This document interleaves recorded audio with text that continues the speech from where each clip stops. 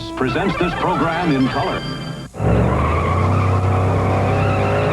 Give me fuel, give me fire, give me that which I desire. If what you desire is constant change in the Winston Cup point standings, this has been your year. Dale Earnhardt was hardly done celebrating his first Daytona victory when Rusty Wallace took the top spot. And for a couple of months, the points lead was mine. Give me fire, give me that which I desire. In Week 10, Jeremy Mayfield was smiling as he took over the lead in California. Until Jeff Gordon sparkled again at Charlotte for the third. There was yet another King of the Hill. After 11 weeks, I found my way to the top. Although they've never led the season's points themselves, Dale Jarrett, Mark Martin, and Terry Labonte are among the pack of 6 within 93 of the lead. Give me fuel, give me fire, give me that which I desire. Which brings us to Michigan, where number 1 is once again Jeremy Mayfield. And this time, I plan on keeping it.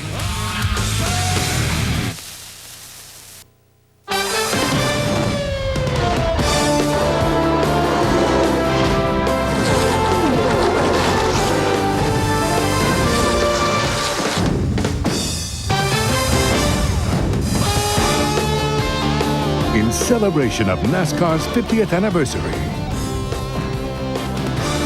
CBS Sports presents the Michigan 400. Michigan Speedway, 114,000 seats, and it still can't stay ahead of the demand. Sold out 4 months in advance, some 40,000 additional in the infield. That's more than were here for that very first race we saw in 1969. All part of the 50th year celebration of NASCAR racing in America. And a good day, everyone. Ken Squire with you here at this 2-mile Michigan track, a track that helped to define modern-day Winston Cup racing. This track, this event, 30 years ago, 35 official lead changes around this thing. It was unheard of. And at the end, as much as the competition was talked about, was the controversy. Down here at the end of the race, final lap in turn number 1, Cale Yarborough, Leroy Yarborough side by side. Leroy in the wall, Cale went on to victory, and they're still talking about that one. And controversy still reigns today. Let's go to the videotape. One day ago here, it was happy hour, the final moments. At Rusty Wallace on the inside, Earnhardt is on the outside. At 190 miles per hour, it's Earnhardt in the wall, and he loses his primary car. He's gone to the backup. He'll start dead last today. Another look from Jeremy Mayfield's viewpoint. Wallace said it was his fault after. That wasn't enough for Earnhardt. He grabbed him right by the uniform and said, "You wrecked my car," before he stormed off. The controversy is continuing, and with more on the controversy, let's go to Dick Berggren. Thanks, Ken. The turmoil for this team began even before they came to Michigan with personnel changes. Earnhardt arrived with a new crew chief, and as for the backup car, it is a short track car that the team has hastily turned into a super speedway car between yesterday afternoon and literally just a few minutes ago. They have made dramatic changes on this race car to get it on the grid. But the guy behind the wheel has made good things happen beyond the wildest dreams of most race cars. And so, Dale Earnhardt, how do you make the most of this day? Well, I think we've got a good race car under us. It's just going to be a little different not having any practice on it. But we just have to go hard as we can and adjust as we go. You know, just bad luck has really bit us in the month of May and the 1st of June here. Charlotte was a really tough time for us, and the practice yesterday, we didn't need to lose that race car. So we just go after them best we can, see what happens. You're pretty mad at Rusty yesterday. Still mad at him? No, that you know, the heat of the moment and everything, I looked at the replay. I know he didn't mean to wreck me, but I just didn't need it. I didn't need to wreck for the guy, the team, everybody, all the guys who worked so hard on the team, and we just didn't need that to happen to us. You need a little good luck, and we wish you that today, Dale Earnhardt. Terrell Shaheen. Last Saturday night at Richmond, Jeff Gordon in the multicolored number 24 was racing for the lead on the outside, trying to pass the blue number 2 of Rusty Wallace. Contact sent Jeff into the wall and to a 37th place finish. As they came here to Michigan, Jeff Gordon is looking for his first ever win at this racetrack. He'll start on the outside of row number 2, a good place to go for your first win. But look who is right alongside his nemesis of a week ago, Rusty Wallace. And Rusty, you can see the damage from the incident with Earnhardt yesterday already on the right side of the car. He will start on the inside of row number 2. And we'll sneak in here for a quick word. Rusty, 2 weeks in a row, you have been under the microscope with a bright spotlight shining on you. How do you get ready to go racing here today? Well, we got a good car. We're in good shape. And, you know, all I can say is last week was racing. This week, it was my fault. I pulled off something that was really stupid. The car was running great. I drove alongside Earnhardt into one, and I just flat lost it. And when I lost it, I got up alongside of him. And all I can say is I'd like to apologize to him and all his fans and everybody. I hate it that it happened, but Dale came over to me this morning, talked for about 20 minutes. He's fine with it. I'm fine with it. Let's just have a great race today. But again, I'd like to apologize for everybody that happened. I'm a better race car driver than just to flat drive it down there to lose it. I used to laugh at people who done that. I have to laugh at myself now. Good luck to you, Rusty. Let's go down to Bill Stevens, who is standing by with the man at the head of the points lead. And he is Rusty Wallace's teammate, Jeremy Mayfield, in the number 12 Taurus owned by Roger Penske. Jeremy has not won a race yet this year. His best finish was second in California, a racetrack owned by Roger Penske. Wait, it gets better. He owns this racetrack too. So, Jeremy, if you're going to win your first race, this would be the place to do it. Man, it sure would. You know, we'd like to do that for Roger and this whole Mobil 1 race team. And, you know, we're all just real excited about today and feel like we got a good race car here. So let's see what happens. If he wins, he'd be the second youngest winner here in history. Bill Elliott won in 1984 at the age of 28. Jeremy turned 29 3 weeks ago. Now to the top of the grandstands in the announce booth, where the man who's going to make the call of this race is standing by, Mike Joy. Thank you, Bill, and hello, everybody. Largest single-day sporting event crowd in the history of the state of Michigan.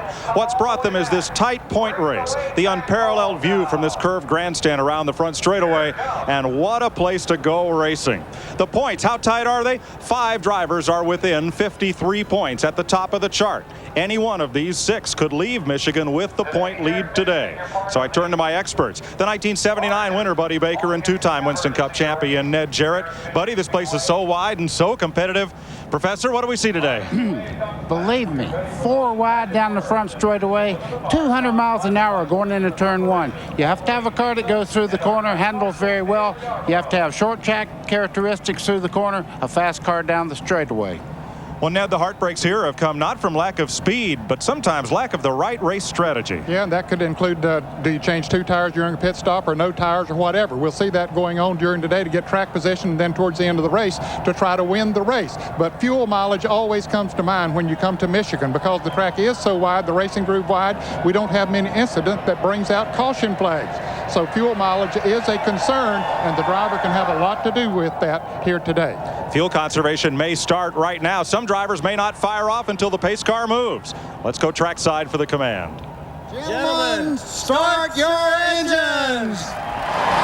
There's the command up.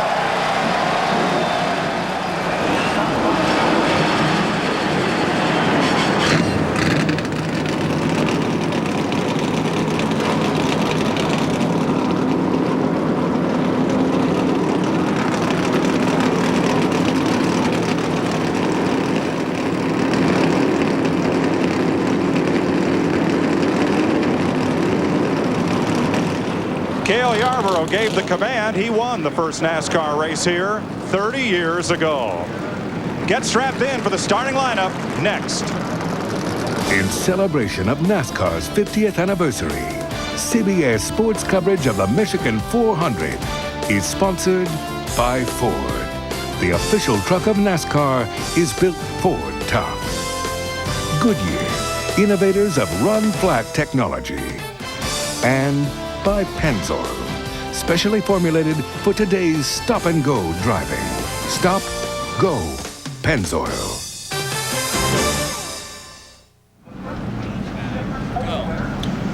Welcome back to the Irish Hills of Michigan. This 2-mile super speedway just packed with race fans. In the field, 43 of them rolling out for the first of 3 pace laps.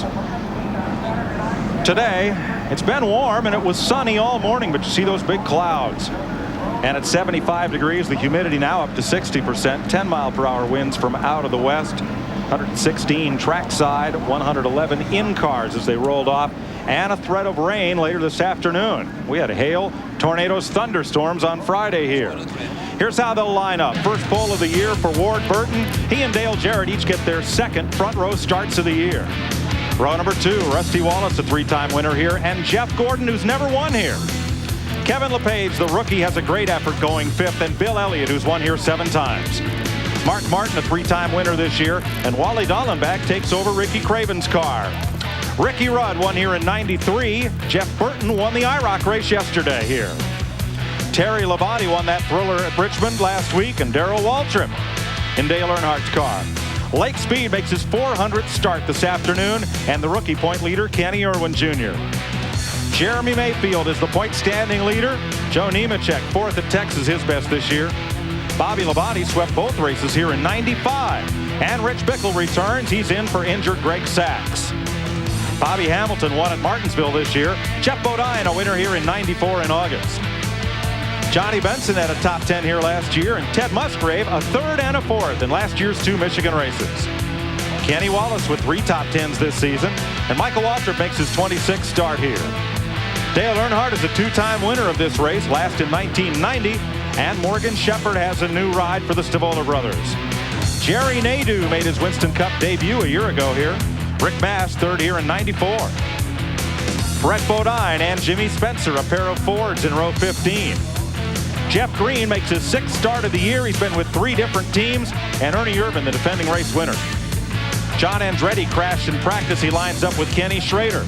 Gary Bradbury, the Alabama driver, with Sterling Marlin. Chad Little, runner-up in Texas with Dick Trickle. Steve Grissom and Robert Presley, who was 3rd in Texas. Mike Skinner back in row 21 with Kyle Petty, and Hut Strickland out with the Stavolas, in with Buzz McCall. David Green out of that seat. That's how they'll line up today. And several drivers failed to qualify for this race, including Todd Bodine, Derek Cope, Dave Marcus, and Tony Raines, who was trying to make his first NASCAR Winston Cup race. Let's see what we have in the field today as far as the manufacturer's breakdown. You have 23 Fords, 15 Chevrolets, and 5 Pontiacs. You see the Chevrolet is only 1 point ahead of Ford in the manufacturer's championship run.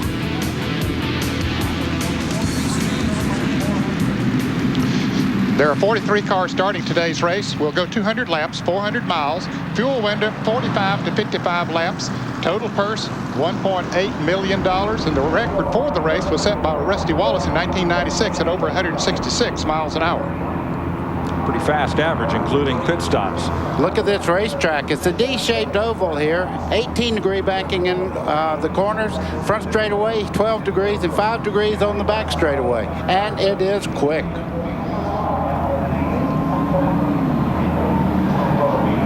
Drivers scrubbing tires and warming up. There's that second pace car midway through the field to take them around at pit road speed. So the drivers can get a check on their tachometers. We'll go to pit road, get a check from Dick Berggren. Well, we've been talking a lot about very few caution flags here, Mike. The average is 5.2 caution flags over the last 5 years. If you take the whole Winston Cup circuit, it's 6.5. What that means is fuel mileage has a huge premium, and so does getting every pit stop right. There are fewer pit stops to make up for a mistake, so everyone has got to be perfect. To Bill Stevens. Darrell Waltrip and his team in the Pennzoil car, they have high hopes. Remember, they finished 5th in California earlier this year, and a lot of teams, after they win a race or finish in the top 5, they go testing and try to tweak the car. This car hasn't been out of the box since they finished 5th, and they think that it's ready for this racetrack. Ralph Shaheen. Our pole man, Ward Burton, woke up this morning feeling pretty sick to his stomach. He doesn't know what is wrong. He's got cramps. It's been a problem that's kind of swept through the garage area a little bit. Ward is hoping he can kick the bug with a victory here today. You're looking at our Tabasco in-car cam, and it's mounted in the Bill Davis Pontiac for Ward Burton, who starts from the pole. Just the Pontiac safety car out in front of him. We're on our 3rd and final pace lap. We'll ride with both halves of the front row, the Quality Care Ford Credit Cam, riding with Dale Jarrett and that Robert Yates Racing Ford from 2nd starting spot. Jeff Gordon will have a CBS race cam on board today in his Hendrick Racing Chevy, starting in the 2nd row next to Rusty Wallace.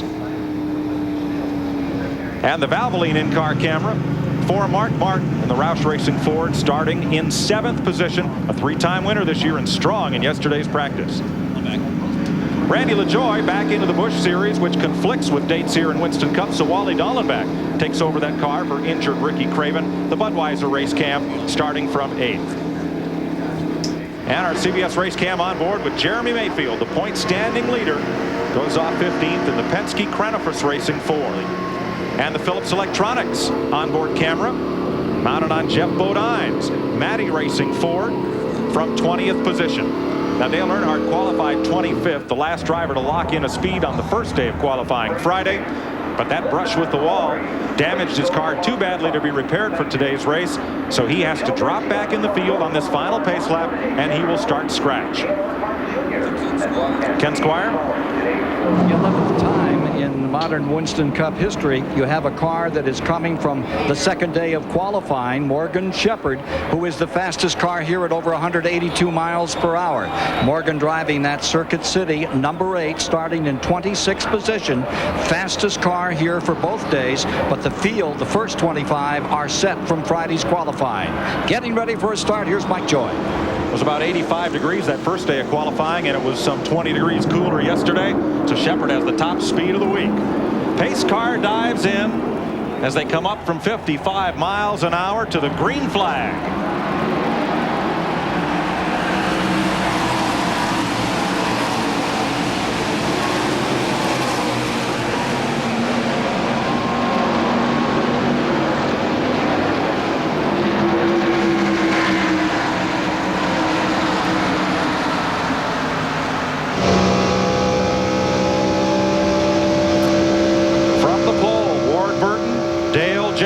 Eases up alongside and for the lead. And he has some help with the 24 there. Jeff Gordon going down in the corner. You can see him battling back and forth here for the lead. Burton drove deep into turn 3 and retook the lead as they come off the turn 4. They're still side by side, but Burton is going to lead this first lap. Rusty Wallace is third. He and Gordon side by side there, right behind the leaders. And Gordon sweeps on around with some help from Wally Dallenbach.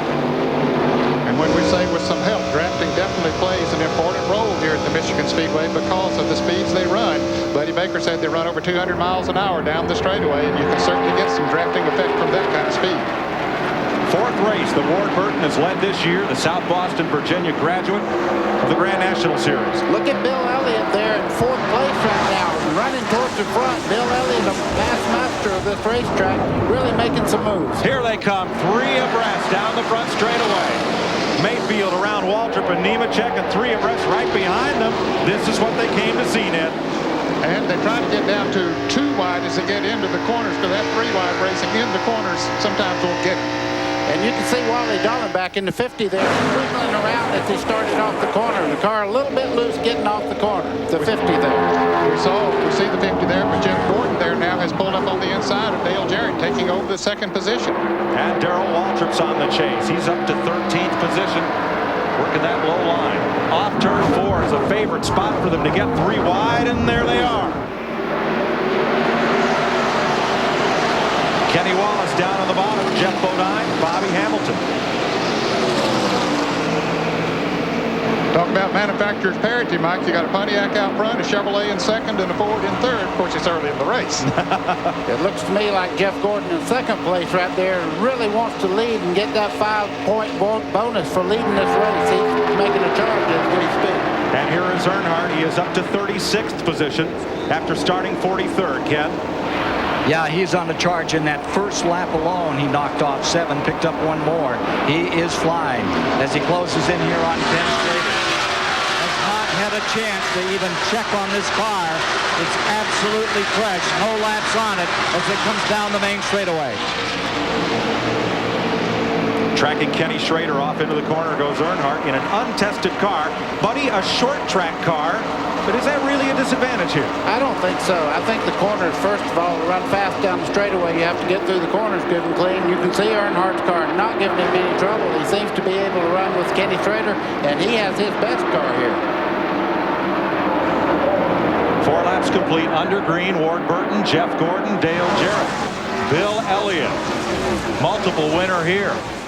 Strong horse today, Elliott and Rusty Wallace.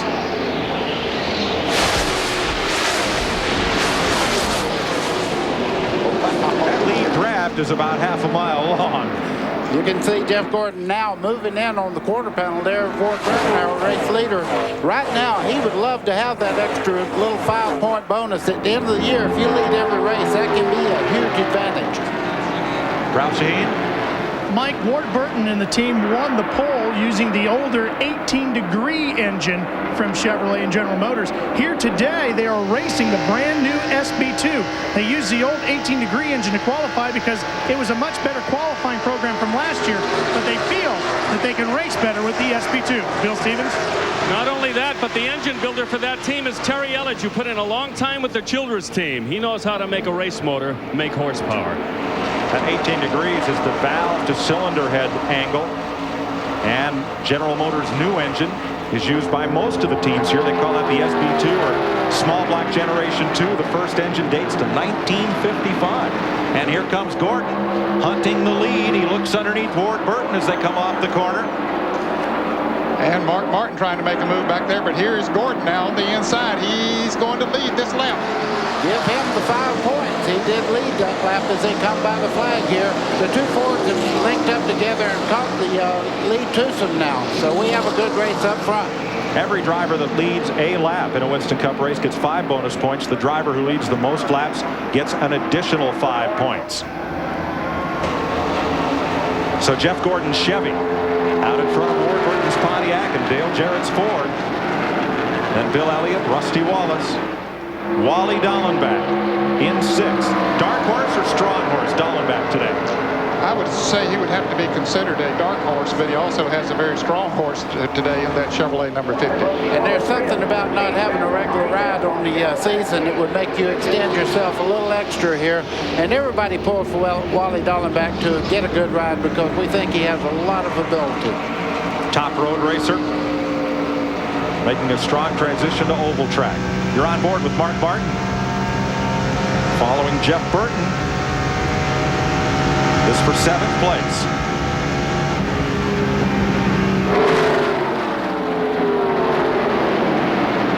And a fierce battle mid-pack. Jimmy Spencer, that white and red 23, and here comes Darrell Waltrip in the 1. Darrell Waltrip making a move there on the Tide car of Ricky Rudd, and you can see Bobby Labonte going right with him as they try to draft by. Strong car, though, that Ricky Rudd has down the straightaway. Remember, this Speedway, much like Penske's new California Speedway, where the elder Waltrip finished 5th earlier this year. There's Bobby Labonte in the Joe Gibbs, number 18, the green Pontiac, trying to pass the Ford of Ricky Rudd down the inside. Bobby Labonte won both races here at Michigan back in 1995. One of them was on fuel mileage, the other one was on sheer speed. That battle's for 13th. See Terry Labonte in the 5 car there starting to drift up the racetrack just a little bit, not able to run the low line with his brother there to help him. Just as I say that, they get in tow down the front straightaway, and you can see it's nice to have a brother in the race. Look at Darrell Waltrip continue to move up underneath Kevin LePage, who started 5th. That Joe Falk Chevrolet. Bill? Darrell Waltrip looking strong. His scorer is Karen Musenkamp. Her dad, Jack Madden, is a big Darrell Waltrip fan. He found a 4-leaf clover in front of his house a couple of months ago and said to Karen, give it to Darrell. She forgot to do it before the Texas race, and he crashed in the 2nd lap. She remembered to give it to him before the California race, and he finished 5th. I can guarantee you the 4-leaf clover is on board that car today. Here is Earnhardt. He's moving fast. Look at Earnhardt right on the white line, getting into turn 3 there. Very fast car in the corner. Down the straightaway, he lags a little bit. You can see Johnny Benson in 26 pull about a car length down the straightaway on Earnhardt. But in the corner, he is awesome. He has come from 43rd to 28th position. He's almost back where he would have been. He would have started 25th had it not been for the accident yesterday. Let's go to the pits and Dick Bergman. And I'm with his car owner, Richard Childress. Is this surprising even you? No, I felt the car would run good. We just got a pretty good car. It's a Bristol car, and all the guys this morning talked about all the things we could do last night and today to it, and so far it's working pretty good. But not a lap on it before this race. But not a lap turned on a racetrack before today with the setup. No, not really. We just took the set off the car yesterday, and that's what we're using. Well, Earnhardt is moving forward, and the fans are loving it. He's whipping that horse stick, but he's got to get going as he moves up under Chad Little and Michael Waltrip. Thinks about it. And Earnhardt saying, I might even try the flat part of the racetrack. So low in the corner. You can see him pick him off when he gets to the corner. Down the straightaway, he's barely able to hold his own. But in the corner, it's awesome. Look how deep he drives it into the corner. That's vintage Earnhardt right there. He's got to get going, Ned, because those front 10 cars have broken away. Back through Jeremy Mayfield, they have split this field pretty much in half. Ernie Irvin to the bottom of the racetrack. There was some of that three-wide racing we talked about. And they tried to carry it on into the corner and decided that wasn't a smart thing to do, and I agree with them. It's Earnhardt fun to watch in this back camera here from Bo Dime's car. You can see through the corner, he picked up 3 spots just in the one corner there. I tell you what, that thing's going. Rusty Wallace might have done him a favor yesterday. Not that his other car wasn't good, but this one sure is working now. Jeff Gordon leads. Ward Burton, Dale Jarrett, and Bill Elliott in the Michigan 400.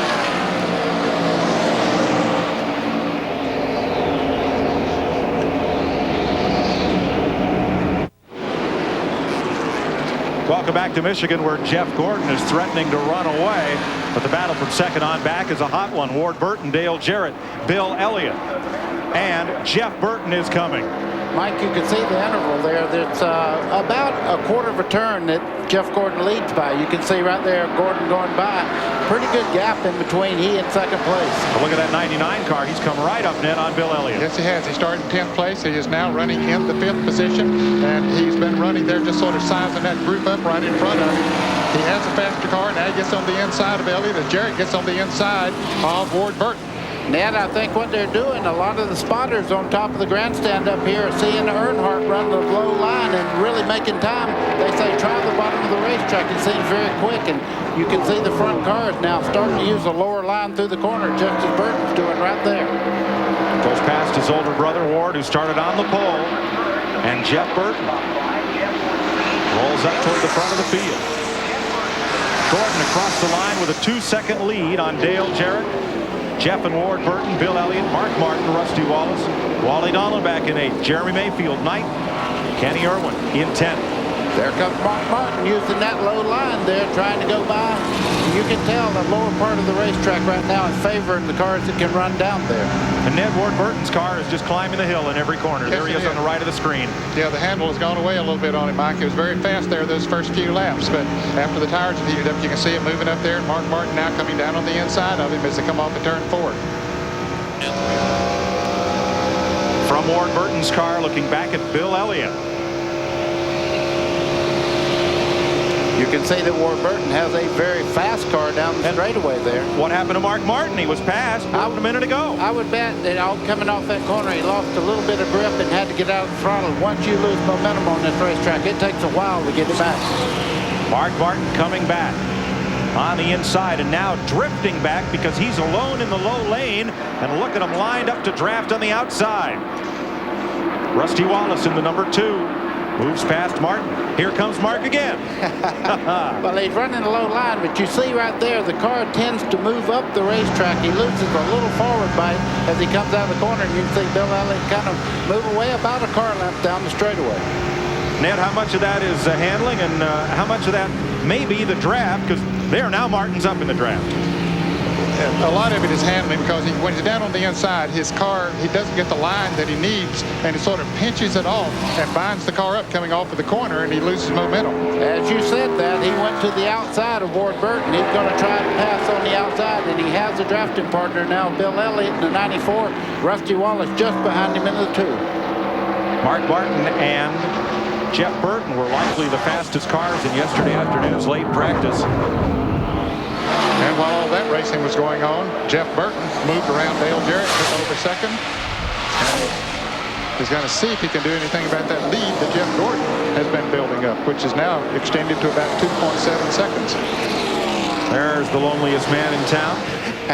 Jeff Gordon, 2.7 seconds ahead of the field. Gordon, your leader. Jeff Burton, that black and pink car in second. A Ford. Dale Jarrett's Ford. Bill Elliott's Ford. Mark Martin's Ford. 1 Chevy, 4 Fords, and then the Pontiac Ward Burton.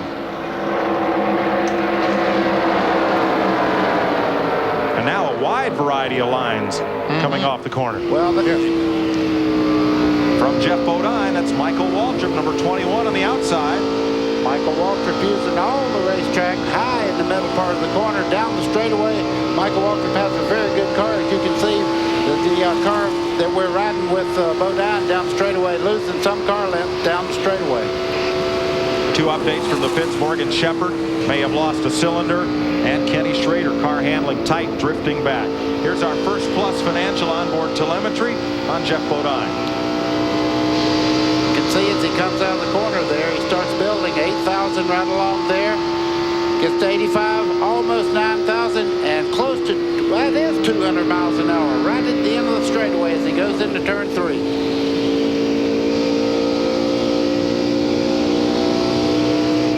Car outside was John Andretti. And now Jeremy Mayfield has passed Wally Dallenbach and caught up with his stablemate Rusty Wallace. You're watching from Dallenbach on the Bud Cam. Ricky Craven hoping to be back in the seat of that car, perhaps at Daytona, and if not, soon. Dick Berggren? Well, traditional wisdom is it takes a long time for a driver and crew chief to get to work well together. But Tony Fern, Wally Dallenbach, and that number 50 car qualified in the top 10. They're running in the top 10. How have you guys clicked so fast? Well, you know, I've worked with a lot of drivers over my career and stuff, and Wally, he seems to be a pretty good driver to work with too, because he's been around quite a bit and worked with different crew chiefs and all, and he's given me real good feedback with the brand new cars. Hendrick Motorsports, they're a great place to work, and with the support that you got from Hendrick and Chevrolet and Budweiser, I mean, you got to do good. You don't have a choice. And Dallenbach said this morning that even though he is known as a road racer, he very much wants to win his first Winston Cup race on an oval.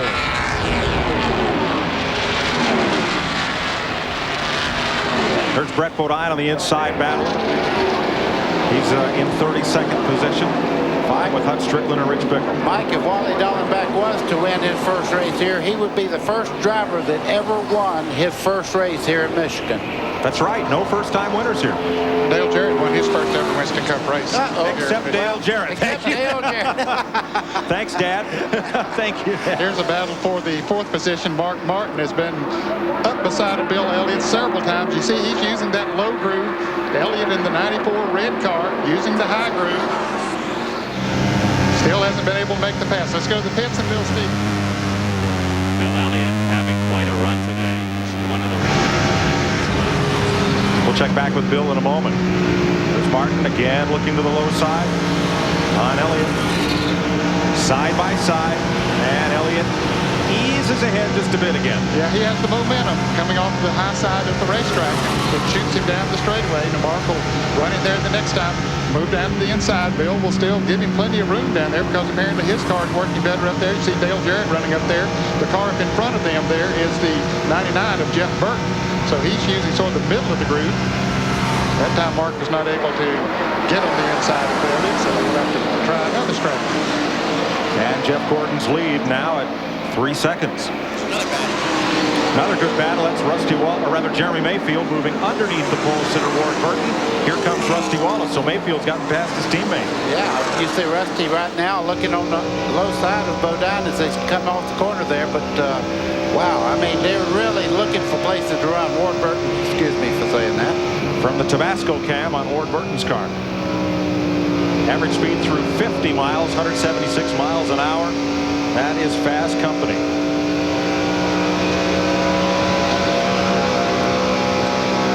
The pack begins to string out just a bit here.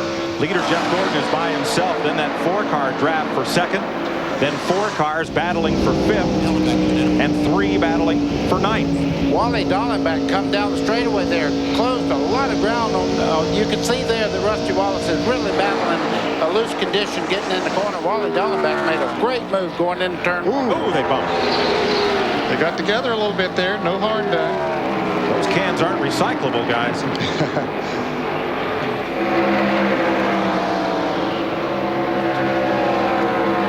looks like that upper groove in the racetrack is working better for most of the drivers. Well, most of them, yes. Here's Ward Burton. He has a run in the 22 car. Boy, he got picked up a draft and shot down on the inside. Let's see if it works for him as he goes into the turn. That's Rusty Wallace up there on the outside, and no, Wally Dallenbach is going to maintain the position. Let's go back to Clark. Here's an interval from the blip. Let's have a look at the interval from Jeff Gordon. Back to Jeff Burton from the Goodyear blip. You can see up here's Gordon, and down here is a 4-car race for second place. You said that right. It is definitely a 4-car race. Now it's back to just 2 cars running side by side as they come off the corner. Everybody singles back out going down the straightaway. But they are going at it as Jarrett tries to go by Burton for second. And that's one reason they're not catching Jeff Gordon, because they keep trading up that second spot. Oh, Burton's going to drift back to 5th place. His car was very fast there for a while, but then apparently the tires got heated up and the chassis didn't suit hot tires, and so now he has dropped back to the 5th position.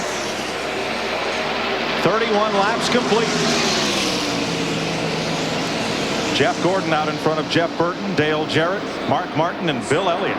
CBS Sports coverage of the Michigan 400 will continue after this message and a word from your local station.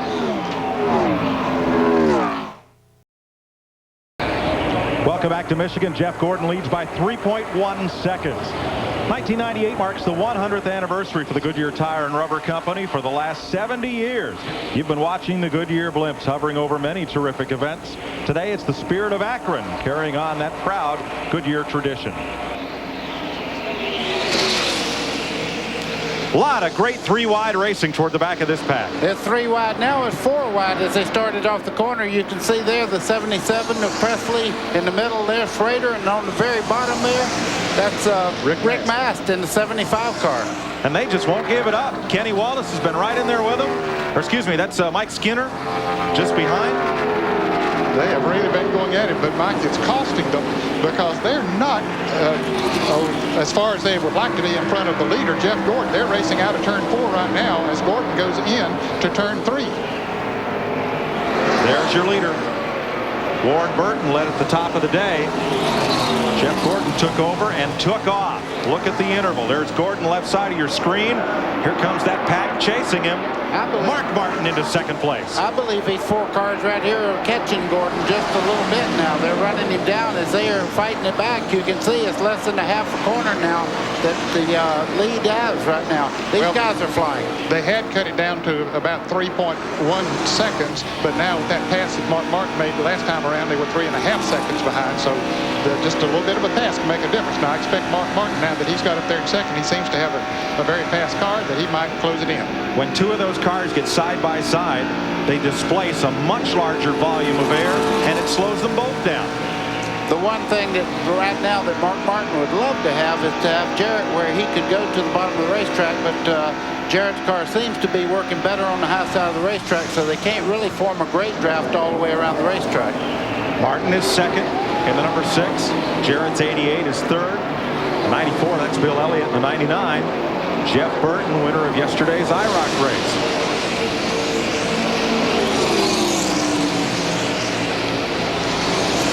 Jimmy Spencer with Ernie Irvin, last year's winner.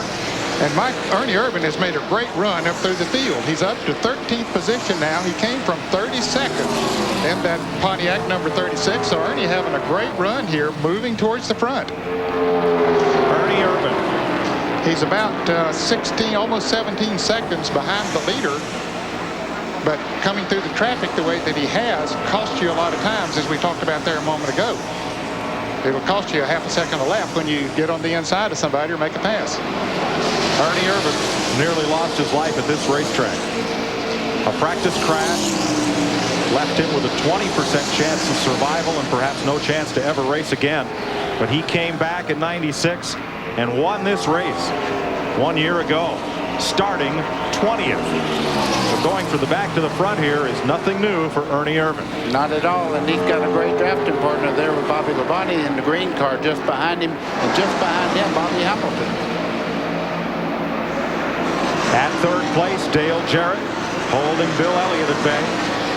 Bill's made a couple runs at him, but so far has not been able to make a pass. You can see he pulls up coming off of the corner. Looked like Jarrett's car might be a little bit tight coming off of the corners. Maybe that's the reason he's running that high line, buddy. Yeah, you can tell that he's not able to go down on the bottom part of the racetrack. It seems to be quicker for the guys that can run the lower part as Bill Elliott starts to make the pass there. Dick Berggren. The crews on pit road are getting ready to make their first set of pit stops. Bill Elliott's team said they will come in somewhere between lap 47 and 48. Rusty Wallace's team said right around lap 49. Gordon thinks maybe they can go to lap 50. That is fairly risky going that far, but Michigan is a fuel mileage track, and you got to take a little bit of risk. This is Rusty Wallace crew getting ready, doing some exercises, stretching exercises. Terrell Shaheen. Dick, that 50 gamble is going to take place at the far end of pit road down near turn number 1 as well. Todd Barrett telling me that he's going to try to take Dale Jarrett all the way to lap 50. Jimmy Fennick predicting the same for Mark Martin. Now, Ned, while they can go 100 miles or better on fuel, oftentimes if this race starts with a long green flag run, teams will come in at 88, 90, 92 miles to check tire wear and just make sure everything's okay. So I'm a little surprised. Well, yeah, if it should go green all the way from start to finish, then they need to go 50 laps each time and only make 3 pit stops. So they have that to take into consideration. And that fuel-saving strategy has already come into play. Jeff Gordon leads the Michigan 400. We'll be right back.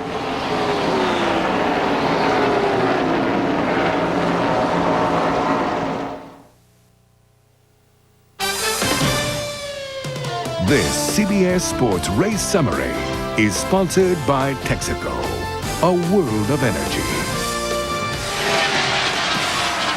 30th annual Michigan 400 after 44 laps, 88 miles.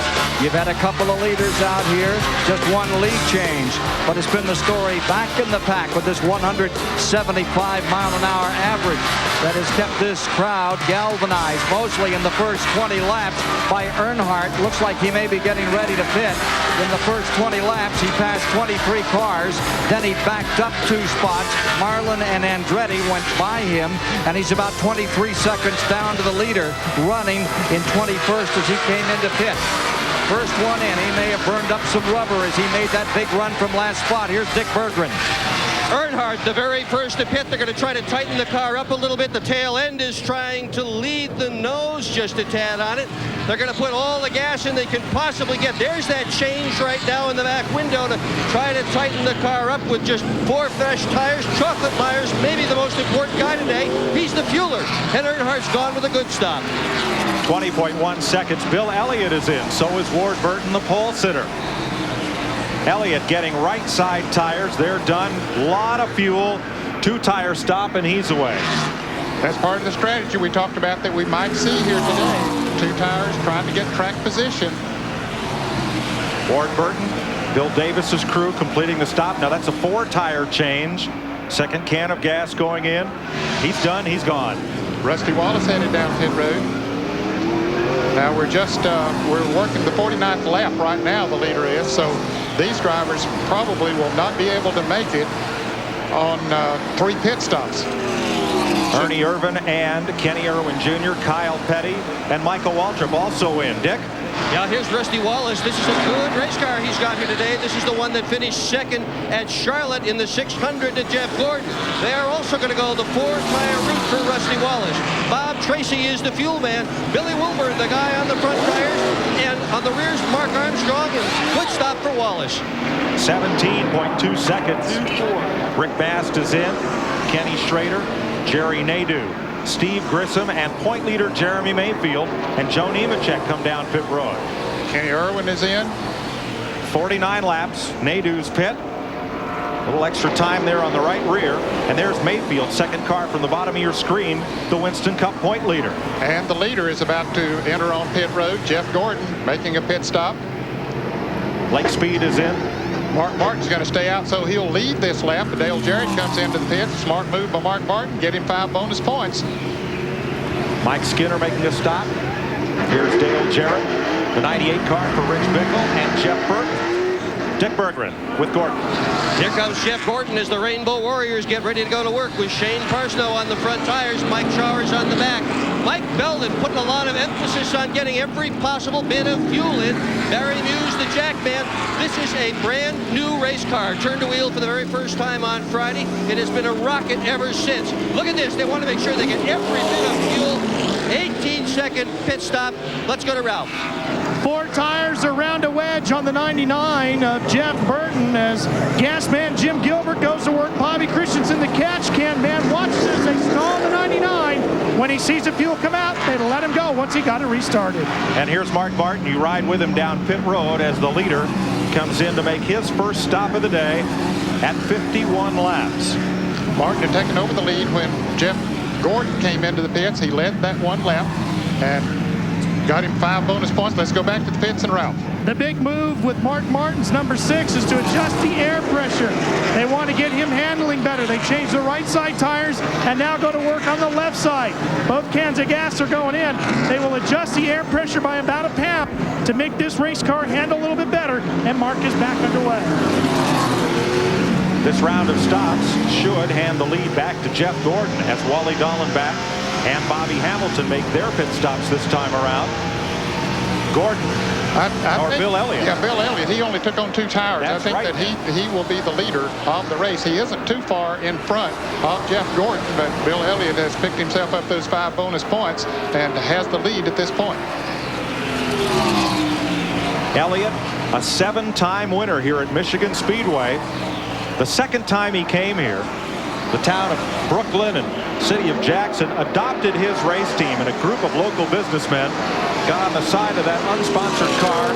One of them was Harry Melling, who owned an oil pump factory here, an automobile engine oil pump factory. And Elliott took Harry Melling all the way up to the big league in stock car racing, big time. They became quite a pair together. He did. You riding with Jeff Gordon down the back straightaway as he closes in on race leader Bill Elliott. You can see he closed about 6-7 car lengths in that 1 lap there. And I expect the difference in having fresh left side tires that Gordon has and Elliott having the tires that he started the race on is going to be a huge difference. Huge indeed. Look at Gordon close on the race leader. 22nd race in Michigan that Elliott has led. But with 4 fresh tires, Gordon is eating his lunch. Well, you can see Bill Elliott running a much higher line through the corner there. He's run a high line most of the day, though, and he must feel that he had somewhat of a chance, but Gordon was the dominant car before the pit stops also. Well, it's also a concept that they needed to check out. Check it out early in the race, because if it comes to be a factor late in the race, then you know how it will affect your race car. Side by side, coming off turn 4 and down the front straightaway. Dick Trickle in the 90 just in front there. Jeff Gordon using the slipstream to try to get by race leader Bill Elliott. Elliott fights back on the outside. That's how they came out of the pits after those stops. Gordon will go back up front. Kenny Wallace, the Square D Ford, has made a 2nd pit stop. He was in at lap 50. He's back in at lap 53, and the right side is still up. Something wrong. It looks like the right rear of Kenny Wallace's car. And Mike, we also need to say, we said that Morgan Shepherd maybe was fighting a situation of having a cylinder down. So Morgan has made numerous pit stops. He's about 22 laps down. And Kyle Petty also has been running slower on the racetrack than he was earlier in the race. So apparently he has dropped a cylinder, and Kyle is now being shown 2 laps down. He is in 42nd position. So now, Ned, everyone has made pit stops. For the first time today, we have been caution-free at Michigan through 55 laps, 110 miles. There are your leaders, and there just back, there's Wally Dallenbach battling Jeremy Mayfield for 8th position after the round of pit stops. Dale Jarrett came out in 3rd, Jeff Burton in 4th, and Ward Burton in 5th on that round of pit stops. Mayfield tightly drafting Dallenbach down the back straightaway here, and they'll hit just about 200 miles an hour on our First Plus Financial telemetry. No, that's not just about. It's dead even on 209,000 RPMs down the back straightaway. Let's take a ride around the Speedway and get a good look at it. As we head towards the start-finishing line here, you can see these 2 cars in draft down the front straightaway using that pull from the first car, leading them down in turn 1. Very lines there. You can see Dallenbach's car a little nervous in the back end as he gets in the middle part of the corner, starting off turn 2 and down this long back straightaway. They'll achieve about 200 miles an hour before they go down into turn 3. And you can see right there, 9,000 RPMs. That's asking a lot out of the valve train. When Ned was talking about dropping the cylinder, most of the time that means the valve goes down and gets into the top of the piston, and it ruins the cylinder for that particular car.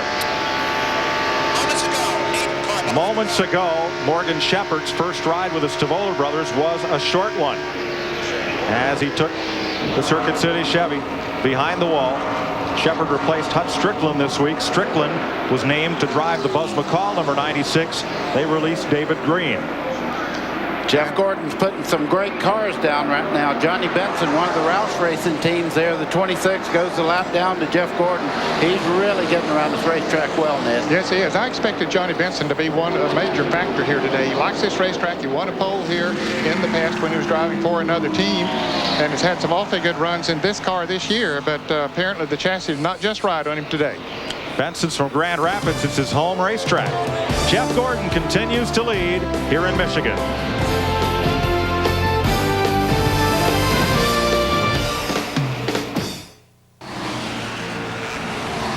Coming up next on CBS, final round coverage of the Buick Classic from Westchester Country Club in Rye, New York. Entering the final round today, Jim Furyk, J.P. Hayes, Kevin Sutherland, Bruce Fleischer, Bob Tway, Jesper Parnevik atop the leaderboard. Here at Michigan, Jeff Gordon on top of the leaderboard by 1.78 seconds. Dale Jarrett, Mark Martin, Jeff Burton, Ward Burton, the pole sitter, Rusty Wallace, Jeremy Mayfield, Wally Dallenbach, and Joe Nemechek are the top 10. Mike Joy with Ned Jarrett and Buddy Baker, Ken Squire, and down along pit road, Dick Berger and Ralph Shaheen and Bill Stevens today. And that yellow car, you could just see it just a second ago. That was Darrell Waltrip. He fought his way all the way up to 11th place here, so he's on the move. Darrell Waltrip in what may be the September of his Winston Cup career. Well, it might be the November. But Waltrip has been rejuvenated by hopping into Dale Earnhardt's car in relief of the injured Steve Park.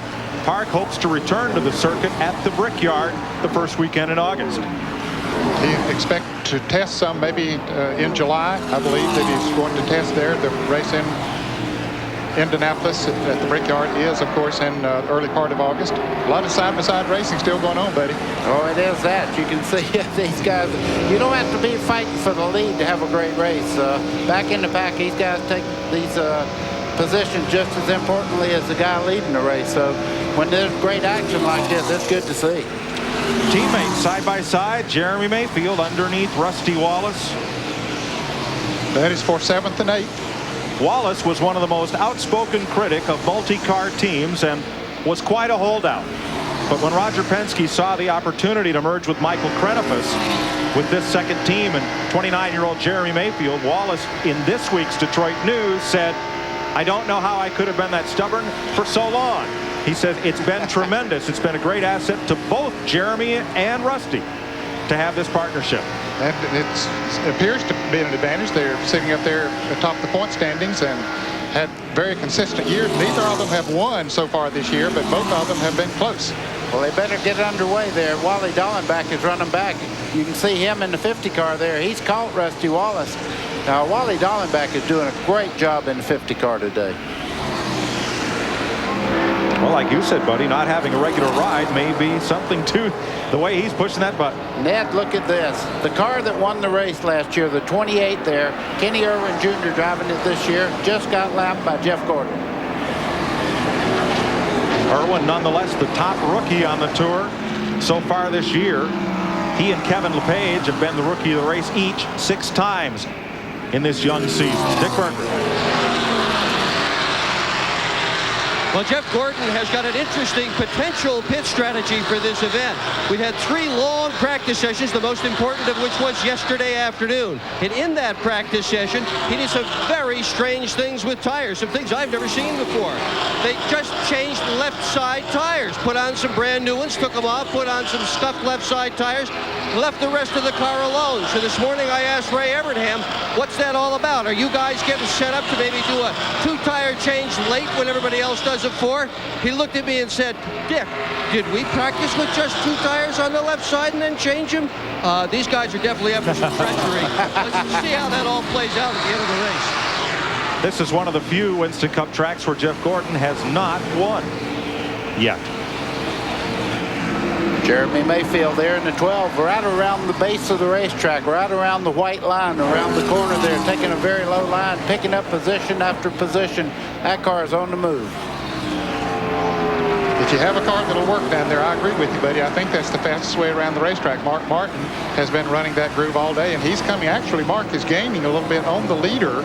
He has cut about a second off Jeff Gordon's lead, but he was almost 7 seconds behind when he came out of the pits, and he's now just about 6 seconds behind. Pulling up on Chad Little.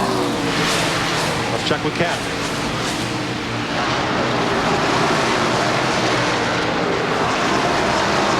Complete. 132 remaining as you watch Chad Little around Jeff Gordon. Consider this. Average speed thus far stays at 177 miles an hour. No caution today. The race record, Rusty Wallace, 1996 at 166.033. There were 2 cautions that year when Wallace beat Labonte for a total of 8 laps. But right now, we're on a record pace with Jeff Gordon showing the way, although the tractor's going around the outside, Mike, and going by him. Chad Little hung on to the lead lap. Exactly right. I've just found the first flaw in the Jeff Gordon car. He cannot run under a car in the middle part of the corner there. You can see him lose the back of the car as he was trying to get by Chad Little. Chad Little fought back on the outside. Staying in that lead lap is very important. Chad Little is doing what you have to do out there right now, and that makes it very tough on Gordon to get by. He's in 24th position, Chad Little is. That graphic there showed him a lap down, but he got back on the lead lap. Now Gordon dips down to the inside, drives her hard to the left, and makes the pass. What he did there, he set him up awfully well going into the corner, and Chad Little pushed in the center part of the corner, but here he comes back trying to stay in that lead lap. 3 top 10 finishes for Little this year. 6th at California, 7th at Daytona, 10th at Las Vegas. Didn't know that tractor run that fast, did you? Wow, I tell you what. He must have rattled his cage when he got up there beside him. Chad Little's doing a great job right now. Well, right back behind them, here's Bill Elliott and Dale Jarrett. Now they're now 3.9 seconds behind Jeff Gordon. But Ned, are they battling or are they trying to work together to get back to Gordon? Well, Jarrett has just gradually run down Elliott. Of course, we've already established that Elliott only took on 2 tires, and so his car is not quite as fast. I think that was good strategy because, you know, he hasn't lost that much. He's still in 2nd place. So I think that was very good strategy on the part of Mike Beam and the McDonald's crew. Ralph Shaheen. Well, Mike, one of the reasons for that is the adjustments that Todd Garrett made to the 88 car, and it was all with air pressure. They put 1 pound on they took 1 pound out, I should say, of the left rear and put 1 pound in the right rear to help open up the split. He takes 2nd place, Ralph, as they come past start finish. Dale Jarrett rolls up into 2nd. Bill Elliott tacks right on with him. But coming into that picture pretty quickly is going to be Mark Martin. Mark is he has come from about 3 seconds behind these 2 drivers and has run them down with hand right. There he is, right there in the 6th car. Mark Martin is the fastest car on the racetrack right now. Actually, he is gaining on Jeff Gordon. Earlier in the race, he had a very low line through the corner. Let's look at him as he takes the very bottom part of the racetrack. You see the white line, that's the divider there. Boy, he is a quick guy. Look at this, fastest car on the racetrack by far. 178 miles an hour now. From our Valvoline in-car camera, you saw Martin dive underneath Bill Elliott, slide back up the racetrack behind Dale Jarrett, puts him into 3rd place. There's only been 1 caution-free race as Mark Martin goes to 2nd place here. 1973, David Pearson won, averaging 153.4 miles per hour. Caution-free. Boy, this is beginning look more like the race in Fontana that Mark Martin just dominated out there. He's got that car really hooked up right now. If he gets up to Jeff Gordon, I think we're going to see one whale of a race for the lead. Bill Stevens? Well, the crew chief for Bill Elliott, Joe Garrone, has not had a lot to smile about this year, but this morning in the garages he was radiant, and I asked him why. He said Bill really likes this car. It's the same car they ran in Dover, and ever since it came off the truck, they haven't had to put many fingerprints on it. Remember, last year Bill started 26th and finished 2nd. He's presently running fourth. Jeff Burton is the 5th place car. Ward Burton's Pontiac is 6th. Jeremy Mayfield is 7th. Wally Dallenbach 8th. Rusty Wallace, Joe Nemechek, your top 10. Then Darrell Waltrip, Bernie Irvin, Jimmy Spencer, Bobby Labonte, and John Andretti, the top 15. Terry Labonte, Michael Waltrip, Bobby Hamilton, Sterling Marlin, and Dale Earnhardt, the top 20. CBS Sports live coverage of the Michigan 400 will continue after this.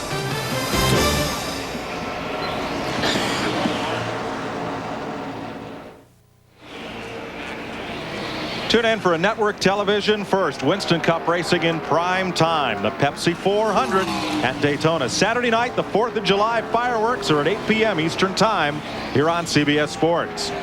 Nobody covers NASCAR like CBS Sportsline.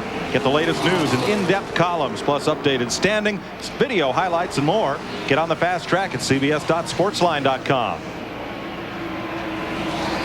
Jeff Gordon continues to lead as we bring you our Aflac trivia question. Who was the last driver to win the Michigan 400 and the Winston Cup title in the same year? I don't know. Let's think about that one. Well, Ned, there wasn't a Michigan 400 when you won the championship. So it couldn't have been me. But he won this race, but not the title. You got it. We're going to Daytona under the lights, buddy, and you had a chance to test there last week. What's it like? I tell you what, if there's a way to explain it, if you were a jeweler, it would be the diamond. It's beautiful. I'm telling you, I can see much better at night there than I could in the daytime. And testing, it was much cooler. I'm sure the fans are going to love it, and it's going to make a spectacular race for CBS. We've seen the night racing at Richmond last weekend on a 3/4 mile track. We've seen it at Charlotte on a 1.5 mile track, but never on a track as big as the Daytona International Speedway. That has to be spectacular. Well, while we're talking about that, it was almost 100 degrees in the daytime there, cooled down into the 70s at night. It made for the drivers will be much more alert. I think it'll make for a better race, and I know the people will enjoy it more. We look forward to it. Saturday night, 4th of July. Here's a race for 15th position. Terry Labonte in the middle of this. In the 5, Michael Waltrip's 21, and we're above race record pace set 2 years ago. Caution free thus far in the Michigan 400 on CBS. Jeff Gordon now with a 4.2 second lead. As Rich Bickle moved around Kyle Petty there. Mark Martin in 2nd, Dale Jarrett in 3rd, Bill Elliott 4th, Jeff Burton in 5th. 4 Fords chasing the Chevrolet of Gordon. And Ricky Rudd has gone a lap down now. He is running in 23rd position. So Gordon has put him a lap down. The next driver would be Jeff Bodine that is on the lead lap. And that Rudd going a lap down is a bit of a surprise, Ned. He practiced well.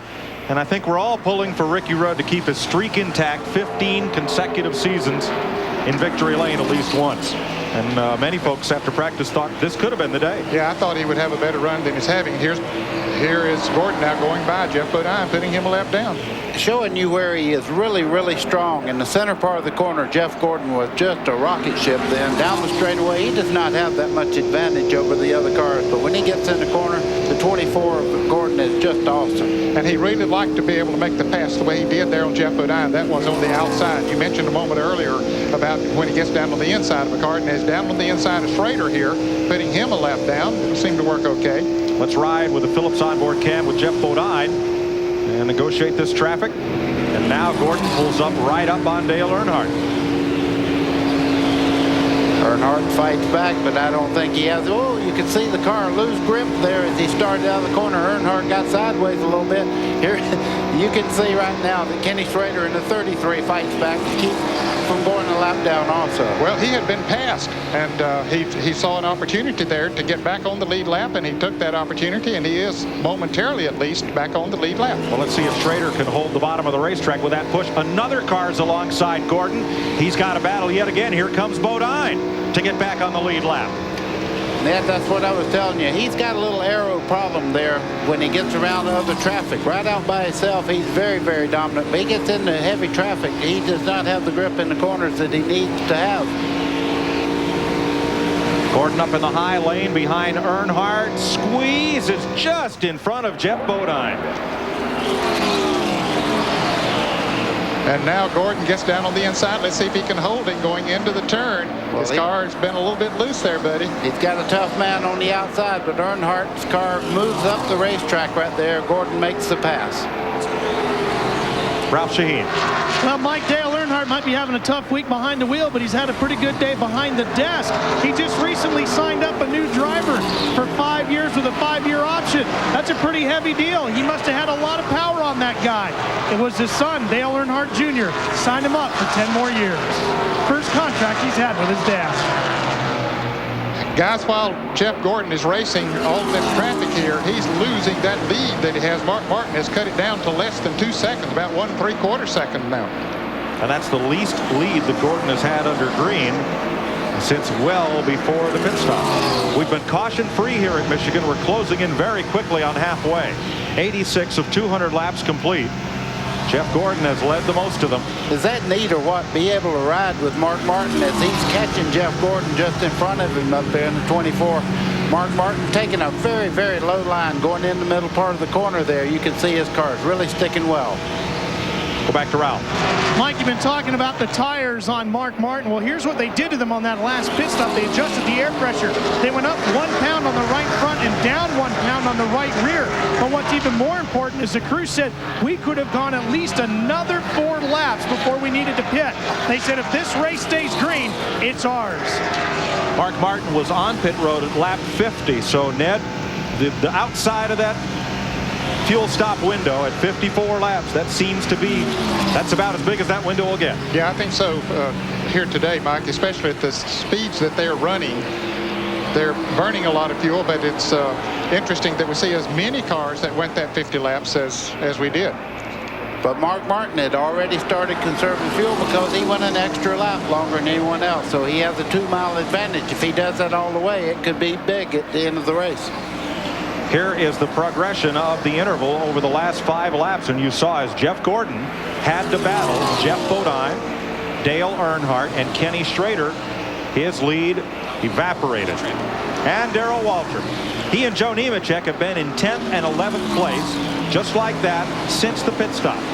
Darrell Waltrip is driving his heart out. The #1 car, the yellow one there, just behind Nemechek, the 42. You can see he has that car handling very well. Good low line through the corner. Faster through the center part of the corner as they head towards the back straightaway. Now these guys are about 2/3 of a lap behind Jeff Gordon, about 27 seconds behind, but having a great race amongst themselves back there.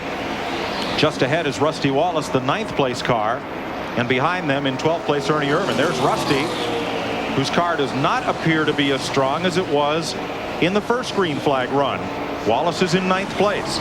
And Mike, we've documented that Morgan Shepherd had taken his car into the garage area. He's now bringing it out of the garage area. There he is coming out of the garage area. Morgan Shepherd, his first ride in this Davola Brothers car, coming back out. Dick Berggren.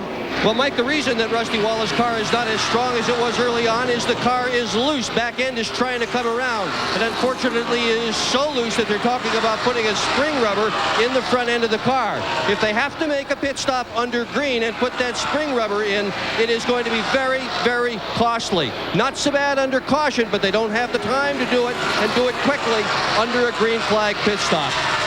Wallace is 9th, Dick, behind Jeff Gordon, Mark Martin, Dale Jarrett, and Bill Elliott. The Burton brothers, Jerry Mayfield and Wally Dahlbeck. You're watching from Roger Penske's suite along Pit Road here at Michigan Speedway. CBS coverage continues after this message and a word from your local station. In celebration of NASCAR's 50th anniversary, CBS sports coverage of the Michigan 400 is sponsored by Mobil 1 Synthetic Motor Oil. Nothing outperforms Mobil 1. Brewery Fresh Budweiser, the official beer of NASCAR. Hey, race fans, this Bud's for you. And by AutoZone, the best parts in auto parts. 94 laps. Michael Waltrip and Dick Trickle have begun the second round of green flag pit stops. Jeff Gordon leads Mark Martin and Dale Jarrett. 2.4-second lead. So he's built up a little bit, Mike, from when Mark Martin had closed it down to 1 3/4 of a second. But now that Gordon got out of that traffic, he's back in some traffic right now, putting a lap on Brett Bodine. But that he's been able to stretch it out a little bit since then. Here's the answer to our Aflac trivia question. What drivers won the Michigan 400 and the Winston Cup in the same season? I'll give you a hint. He's won this race twice. Well, let's see. I'd say it's either going to be Bill Elliott or Dale Earnhardt. It sure is. Yeah. Elliott's won this race probably more than that, so I don't know. There it is. Dale Earnhardt, Okay. 1990. Yep. I knew that all the time. What are you talking about?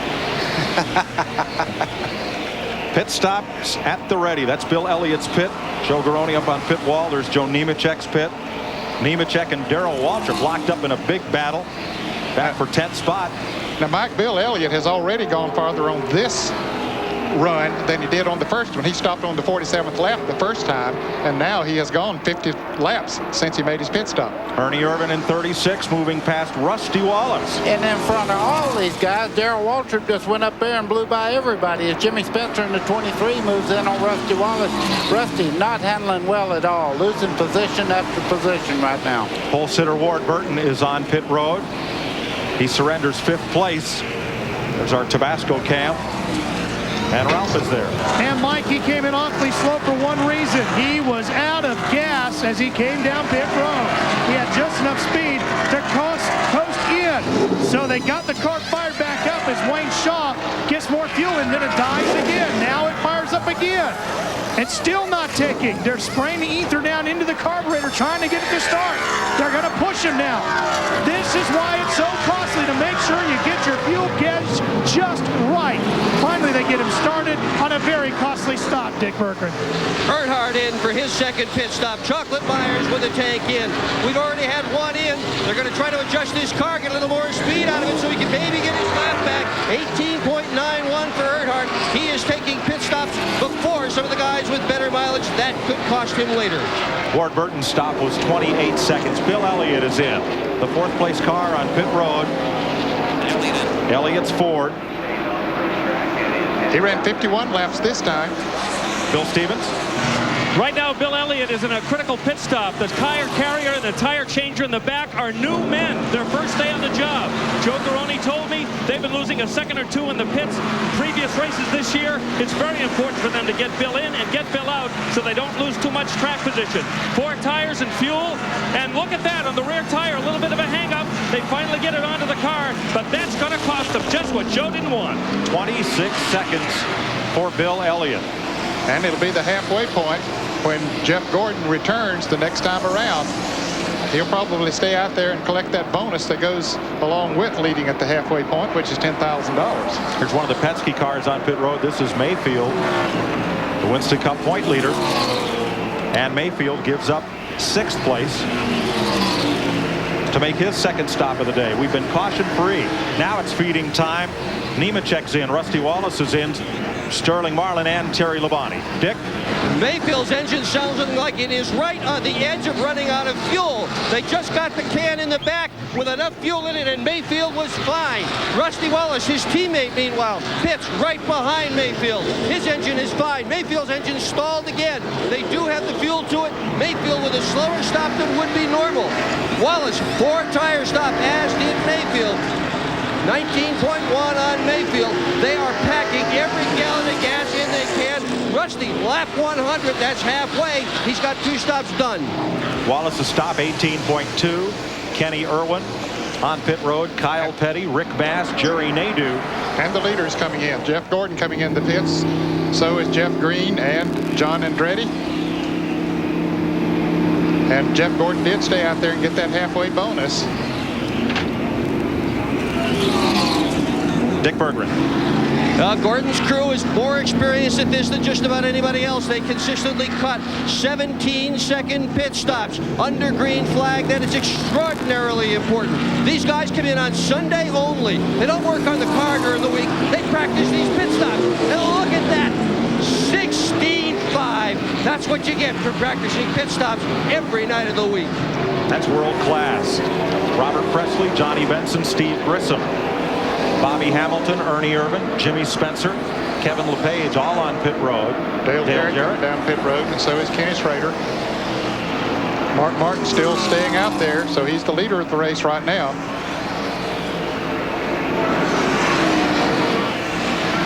Jarrett gives up second place to make his pit stop.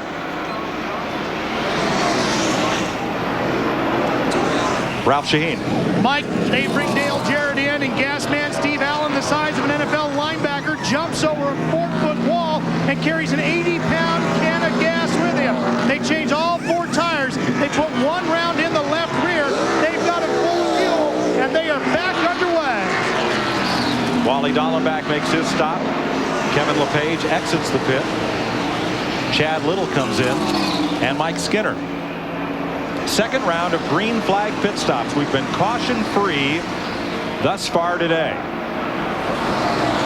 Buddy, what's it mean when you've got to run 200 miles without so much as a caution flag to kind of shake things loose? Well, I tell you what, I'm impressed with Mark Martin there. You can see right now it looks like he may be slowing this time by, but he's stretching his fuel mileage, staying out another lap as he comes down the front straightaway with Jeff Gordon just behind him there.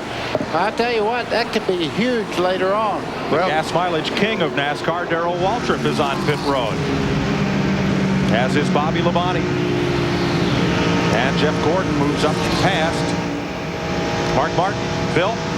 Darrell Waltrip just about finishing his pit stop. Only 2 tires and the fuel. This should be a quickie, and he's out.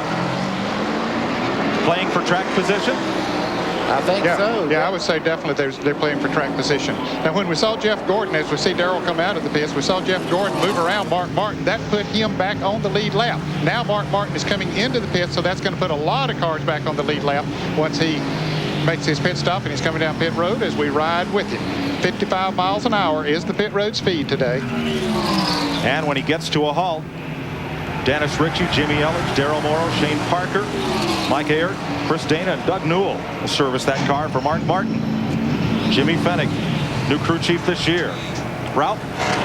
Mike, they're also going to put 1 pound out of the left front as they go to work on the right side. This time down, Mark Martin was out of gas, so he pits on lap 104, but it was just a little too long. The crew thought they might have been able to go to lap 106. And remember, it's not how much fuel you put in the car, but how much fuel you can pick up. They put 4 tires on him as well, and he is back out. Mark Martin ran 53 laps on that tank of fuel. This will hand the lead back to Jeff Gordon. Just ahead of Michael Waltrip. Now Martin getting his speed up coming out of turn 2 as Dale Jarrett comes off of turn 2. It's going to be close. I expect Jarrett with the speed up, he'll probably pass him going into turn 3. But they're both going to be pretty far behind. What? No, he did not pass him. Mark Martin stayed in front of Dale Jarrett, so he's in second, Jarrett in third. A 16.5 pit stop there by Jeff Gordon. It's almost a full straightaway back to second place car there. What a great stop by Jeff Gordon's group. Battle for fourth right here. Bill Elliott has it. Jeff Burton in car number 99 wants it. And Rich Bickle on the outside, and Cale Yarborough's number 98 played the spoiler. It was a Mercury Cyclone spoiler that Cale Yarborough drove to the first NASCAR win here. 1969, the only 500-mile race at this track. Cale honored in pre-race ceremonies today. Moving past Brett Bodine in the 11. Goes Elliott. Brett Bodine is being shown 3 laps down in 34th position. And here's Kenny Wallace in the pits. This would be a scheduled stop. Wallace made 2 stops, lap 49 and lap 52, so this would be a scheduled stop for him. There are only 14 cars being shown on the lead lap. As Jeff Gordon is, boy, he is putting some great race cars a lap down with the lap speeds he's running here. Behind Gordon, Mark Martin second, Dale Jarrett third, Bill Elliott, Jeff Burton is your top 5. Jeremy Mayfield, pole sitter Ward Burton, Wally Dallenbach, Joe Nemechek, Jimmy Spencer, Sterling Marlin, Darrell Waltrip, Rusty Wallace, and Bobby Labonte are the lead lap cars. This car is 21st 2 laps down the number 3 of Dale Earnhardt. He's battling Jeff Bodine, 1 lap down, 21st a lap down. Earnhardt and Bodine as you watch from the Phillips cam on Bodine's car. I could see they have DJ's car where it'll turn to the bottom of the racetrack. Dale Jarrett, you could see him go right by Bodine as he started off the corner there. But with fresh tires, that would help him to do that, buddy. Now, after the tires get hot, it'll be interesting to see if he can still do that. But you're right, he's able to keep it lower on the racetrack than he was earlier. Tracking Robert Presley around this D-shaped front. They call it a straightaway. There's that nice gentle arc to it. They designed the track this way so that nobody would have to look through the race fans sitting next to them. So they round out the straightaway, and it makes a great view for the fans here.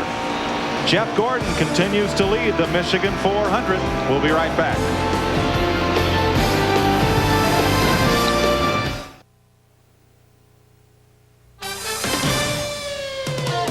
This CBS Sports Race Summary is sponsored by Goodyear, innovators of run-flat technology. After 112 laps, 224 miles, 176 miles left to go. We've had 4 different leaders. The lead has been swapped 6 times, and it is a record-breaking 173-mile-an-hour average. Rusty Wallace had set the record 2 years ago at 166. It's being shattered big time by Jeff Gordon, who has never won this race. This is his 6th start in it, and he's looking very strong at the present time as you see him continue to try and lap automobiles out here. Meanwhile, let's go to pit road. You see the number 4 in, and that one looks a little different than it did a few moments ago. Mike? Ken, there was a lot of smoke from the right front of Bobby Hamilton's car. He pulled in. We thought it might be a tire, but it's an oil line. You can see oil all down the right side of that car as one of the crewmen goes to try to wipe it dry, and they try to get Hamilton back out there. There's Bobby Labonte in the 18 moving around Darrell Waltrip, and it's time to go because here comes the race leader. Yeah, actually a lap ago, Labonte was up beside of Bobby Labonte in the green number 18, but was not able to make the pass. So he's staying. Here's Darrell about to go a lap down in the 1 car. Darrell took a gamble on the pit stop a while ago and only took on right side tires, and he's not handling like he was just before, but he's fighting back, trying to get back in the lead lap. Pulls along beside Jeff Gordon as they come off turn 4. Oh, I saw something flying up in the air on the back straightaway there. I don't know what that was, but it was a piece off one of the cars that was going right down the back straightaway. Darrell Waltrip driving for injured Steve Park in Dale and Teresa Earnhardt's number 1, fighting, trying to stay on the lead lap. But Jeff Gordon is just so strong. Bobby Hamilton's Morgan McClure Chevy repaired. He's back on track, but he'll lose probably 2 laps on that stop.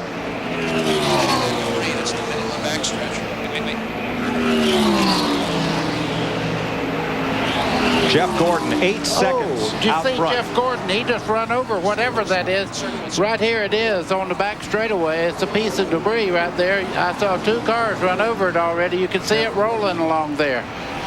There it is. Whatever it is, that car, and you see it flipped up. You know, it looks so light, Ned. It might be. Yeah.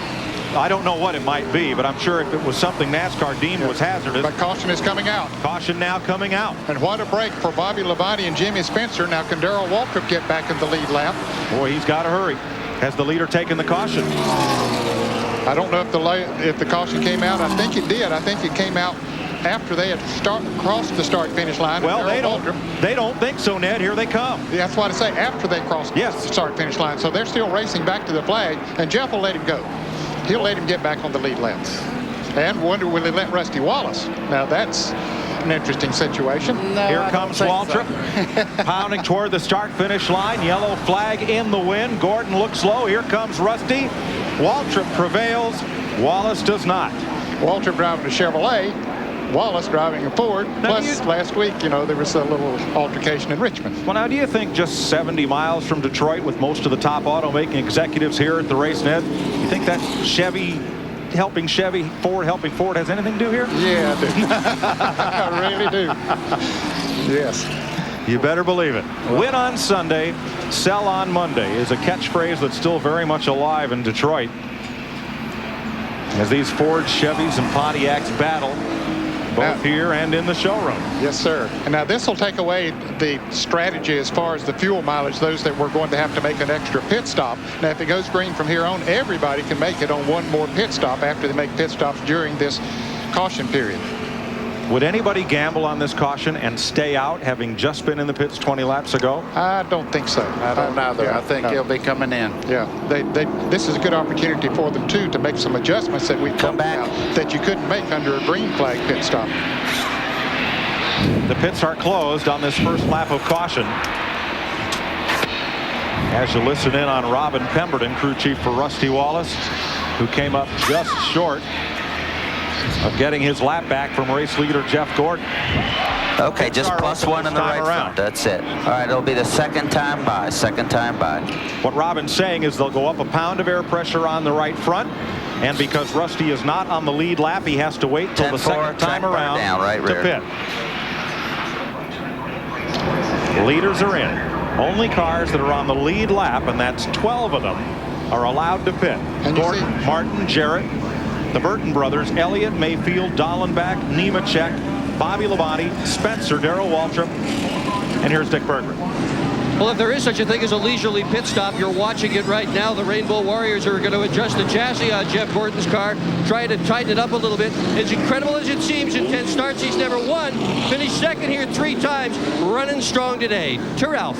Ford fresh tires and fuel on Mark Martin. That's it. No chassis adjustments. Another great stop by the Roush team. The last time they pitted, it was a 17:50 stop, which is a great stop. And they found themselves when they got out on the track 8 seconds behind Jeff Gordon.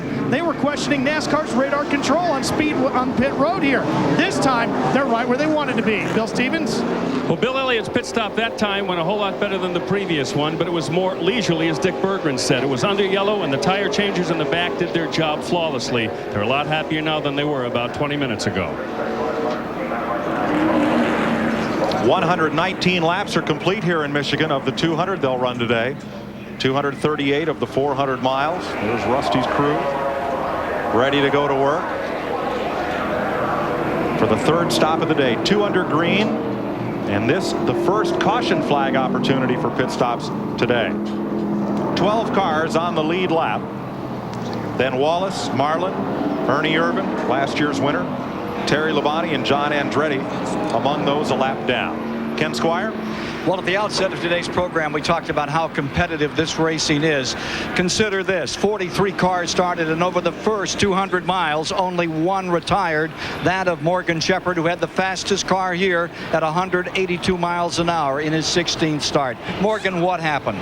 Well, yesterday, Ken, we had a little ignition problem, and the car was missing. And we changed everything, but we didn't get back out to check the car out. So we took off date, thought we had it all fixed, and the car started missing again. Let's go quickly to Dick Berggren. Rusty Wallace is in. Robin Pemberton, the crew chief, helping on right side tire changes right now. It's going to be a 4-tire change, but they're not going to change that spring rubber. They're going to try to adjust the car in other ways so they can make this a quicker pit stop than it would be if they changed the spring rubber. And they're off in a little over 19 seconds with 4 tires. Everyone a lap or more down is now on pit road. Dale Earnhardt coming back out. Came across the line in 15th position, 1 lap down. The Phillips cam on Jeff Bodine's car as he follows Kenny Schrader. An errant tire rolling out after pit stops. That wheel and tire is not lightweight, and those tire changers have to pull that off, and they can't let it roll. They need to set it down firm, and that's a strength move. I mean, that's a power move to do that. Not only it's heavy, but it's also very, very hot when you take it off. Over 200 degrees. The Budweiser cam. I keep wanting to say Ricky Craven's car, and of course it is, but today it's Wally Dallenbach driving for the injured Craven, who hopes to return soon to the Winston Cup circuit. 120 laps were under the first caution flag of the day.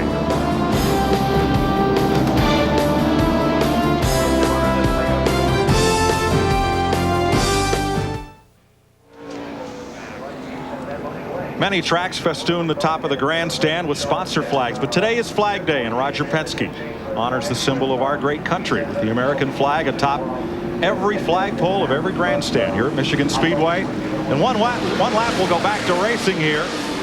We've seen the 3 wide racing, buddy, that we talked about at the top of the show, but how are they going to catch Jeff Gordon? I don't know. I think we're fixing to find out for the first time. Mark Martin does not have a bunch of racetrack to try to catch up on Jeff Gordon. They're nose to tail when they start back. I'm having a great time. I hope everybody out there is. Hey, is this neat or what? And Ned Jarrett, if those Fords, there have been 4 of them behind him all day long, if they can team up, can they catch him? Can they do anything with him? Well, drafting plays a role here at Michigan, but not like it does at Daytona and at Talladega, where 2 or 3 cars can hook up together and run somebody down. Because of the varying lines that we see them race here, the drafting doesn't work as well. It can help you come up off of a corner when you get behind somebody else or something like that, pick up a little bit of speed. But as far as just running nose to tail around the track like we'll see at Daytona on July the 4th under the lights, well, then that's a different situation, how the drafting really comes into play. And if you think this is pretty today, you wait till you see Daytona under the lights here on CBS. It is beautiful. First primetime network television stock car race. Saturday night, July 4th, fireworks, the Pepsi 400, live here on CBS. Getting set for the restart with 12 cars on the lead lap. Watching from the Goodyear blimp as they round into turn number 3 in the 18-degree banking here at Michigan Speedway. There's the Spirit of Akron, one of a fleet of blimps that Goodyear has at sporting events around the world for the last 70 years. I had the opportunity to fly that ship one time at Daytona. I tell you what, that next to racing is pretty neat. All right, we're about to see if anybody has anything for Jeff Gordon. The green flag waves, and we're off racing again.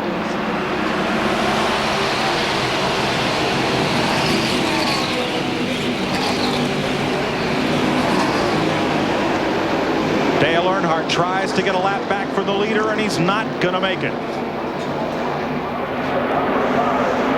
3 wide, they stack up behind Earnhardt. Well, this is when things really get touchy and nervous. Look at there, 3 and 4 wide as you look back at the pack. Those front 3 cars pull away, but look at them for every other position coming into turn 3. Still 3 wide, back at 6th place. Rusty Wallace right in the middle of that sandwich digging. Bill Elliott up on the outside. Bill Elliott is running into 4th position. He just can't clear the lap track. He sees those leaders pulling away, and he wants to be up there with them, but he can't do anything because he's boxed in. Buddy, how nerve-wracking does that get to be in that tight a pack? Trouble. That's just what we expect on these restarts when these cars double wide like that. Hut Strickland hard in the wall in 96 right there. Kevin LePage, that may have been Kevin also involved, pulling away. This is Kevin LePage. This is Kyle Petty. Kyle had been off the pace running on 7 cylinders, appeared for quite a while as we race back to the flag. And nobody's going to get a lap back from Jeff Gordon this time. Earnhardt's coming hard. So was Ernie Irvin, but just too much ground to make up to the leader. Hut Strickland, first ride for Buzz McCall in the Caterpillar Chevy. And it went hard into the wall in turn 1. Mike, is a very, very wide racetrack, but it does not take very much. Just a little touch and around the car goes. You can see the front of Kevin LePage's car there torn up, a flat right front tire on it, trying to not lose the lap. He's going to come in the pits, of course, the next time by. LePage started 5th. 6 times he's been rookie of the race. Perhaps not today. There's the car of Hut Strickland sitting there on the racetrack. He's moving around inside the car, Ned. Yes, you can see him moving, taking his safety equipment loose. Now that all the cars are slowed down, he wisely sat there until all the cars were slowed down on the racetrack. Safety equipment. Also, you have wires in there for radio communications, everything. So he's okay. He's moving around in the car and unhooking all the wires. We went caution free for the first 117 laps of this race, and now 2 cautions within 7 laps. Let's see what happened here going into turn 1. Well, we know there were a lot of cars that were running very close together going into the turn. And right here is where it starts.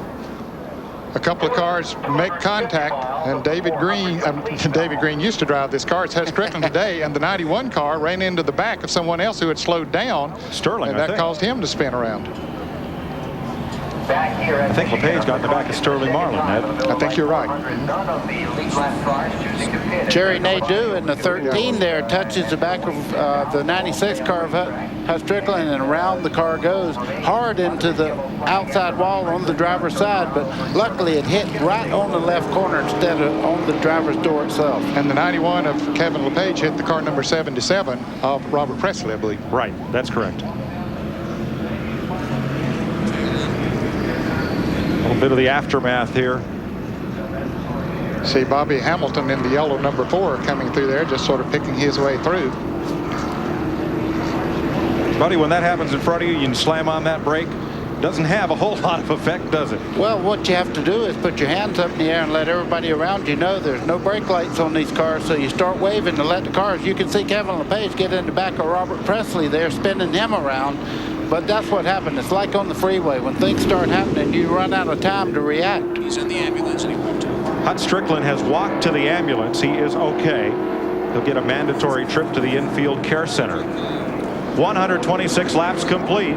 CBS Sports coverage of the Michigan 400 will continue after this message and a word from your local station.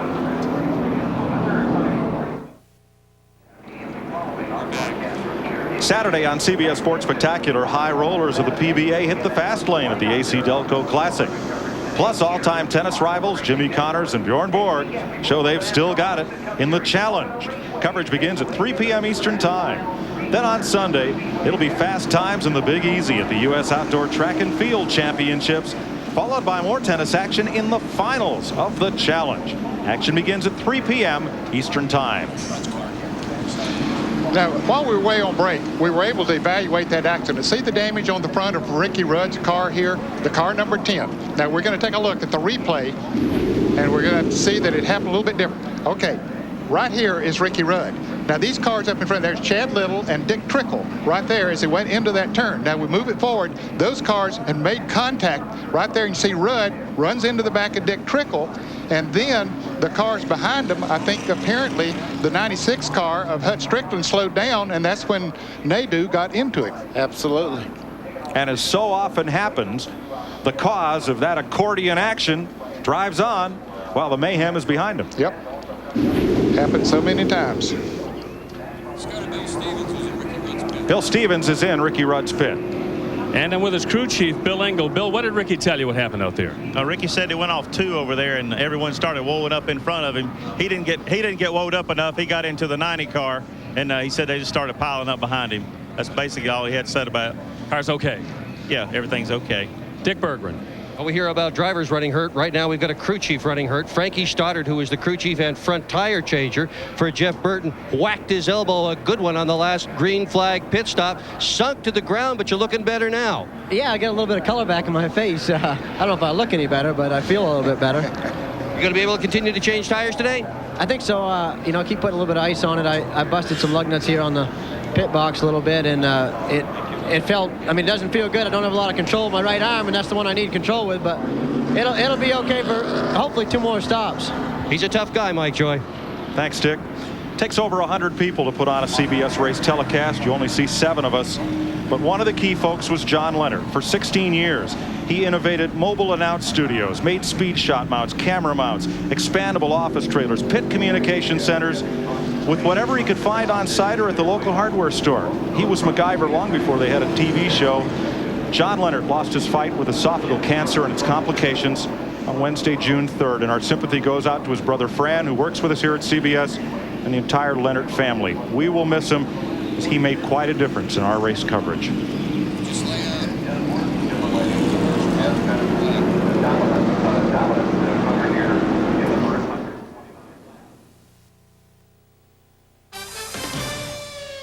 This CBS Sports Race Summary is sponsored by Brewery Fresh Budweiser, the king of beers.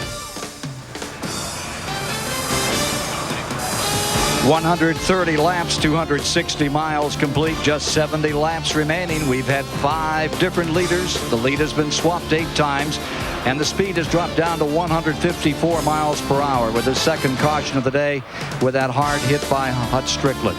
2 cautions, 11 laps thus far, and only 1 car out of the race. Strickland's more than a rear clip there on that number 96, all torn up in that incident. Glenn Jarrett has said about these multiple crashes like this when they're all bunched up, nobody's immune. You just can't ride around out there saying it's going to be a day when I stay back out of the way. That's Dale Jarrett. Yeah, if you do, you're going to get lapped, and then you're up there in the front on a restart and will probably get run over. Here they come. Let's see if anybody gets run over on the restart. Here's Mike Joy. Thanks, Ken. Ernie Irvin on the inside with Dale Earnhardt trying to get a lap back from Jeff Gordon. Ernie's got it. The defending champion of this race pulls ahead of Jeff Gordon in turn 2. Irvin climbs back on the lead lap. And he knows that, you know, with the cars all bunched up, that you're subject to see some other cars get together, and if they should, he'd be back on the lead lap. Now a number of lead lap cars. Wally Dallenbach, Jimmy Spencer, and Darrell Waltrip made pit stops. Mark Martin goes for the lead under Jeff Gordon coming off of turn 4. Can he hold on to it? Boy, he made a sharp left, but he can't hold on to it, buddy. Exactly right. The 36 cars of Irvin up there in front had to draft for the 24 as he come off turn 4, and Mark Martin didn't have the muscle to hold on. Martin is second. Dale Jarrett is third. Rusty Wallace looks under Jarrett in the back straightaway. Rusty trying to get back on the lead lap. And Rusty backing up as everyone else is in the top lane. Yeah, he didn't get the line off of turn 2 when he was under Jarrett that he needed, and Jeff Burton was able to pull on around him too. Here comes Gordon. Back around Ernie Irvin, who again goes 1 lap down. And Mark Martin unable to follow Gordon past Irvin. Well, I think Irvin knew that his reign out there in front of Jeff Gordon would be short-lived, but with all those cars bunched up, you know, there was always that possibility you could have a couple of cars get together and have a caution, but it didn't work for him. Gallant effort. This track is so wide, it's paved almost 6 lanes wide. There's plenty of room to race, stay out of each other's way, but they don't use all that room. Well, Mark Martin's using a lot of room as he comes off turn 4 and goes by Ernie Irvin. Now he has Jeff Gordon inside as they come down the front stretch. Jeremy Mayfield, left side of your screen, and that number 12. Sterling Marlin coming up around the outside, and Bill Elliott and Ward Burton. Elliott's 94, and the green car at Burton fighting Mayfield for possession. Marlin in the 40 is 1 lap down. Mayfield is in 5th position. 66 laps to go. 1 more pit stop. Here's our First Plus Financial telemetry. Let's see what they're doing now. They were running a little over 200 miles an hour at the very start of the race. 8,500 right there. As they get down near the end of the straightaway, about 8,800 and close to 200 miles an hour. Mayfield ducks under Marlin. Try to bring Ward Burton with him. Bill Elliott looking on. 5th, 6th, and 7th place. Battling here. From Ward Burton. Look ahead at this same battle.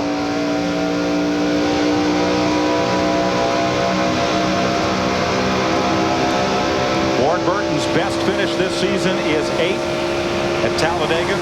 He would eclipse that today. He has a run underneath Jeremy. Almost.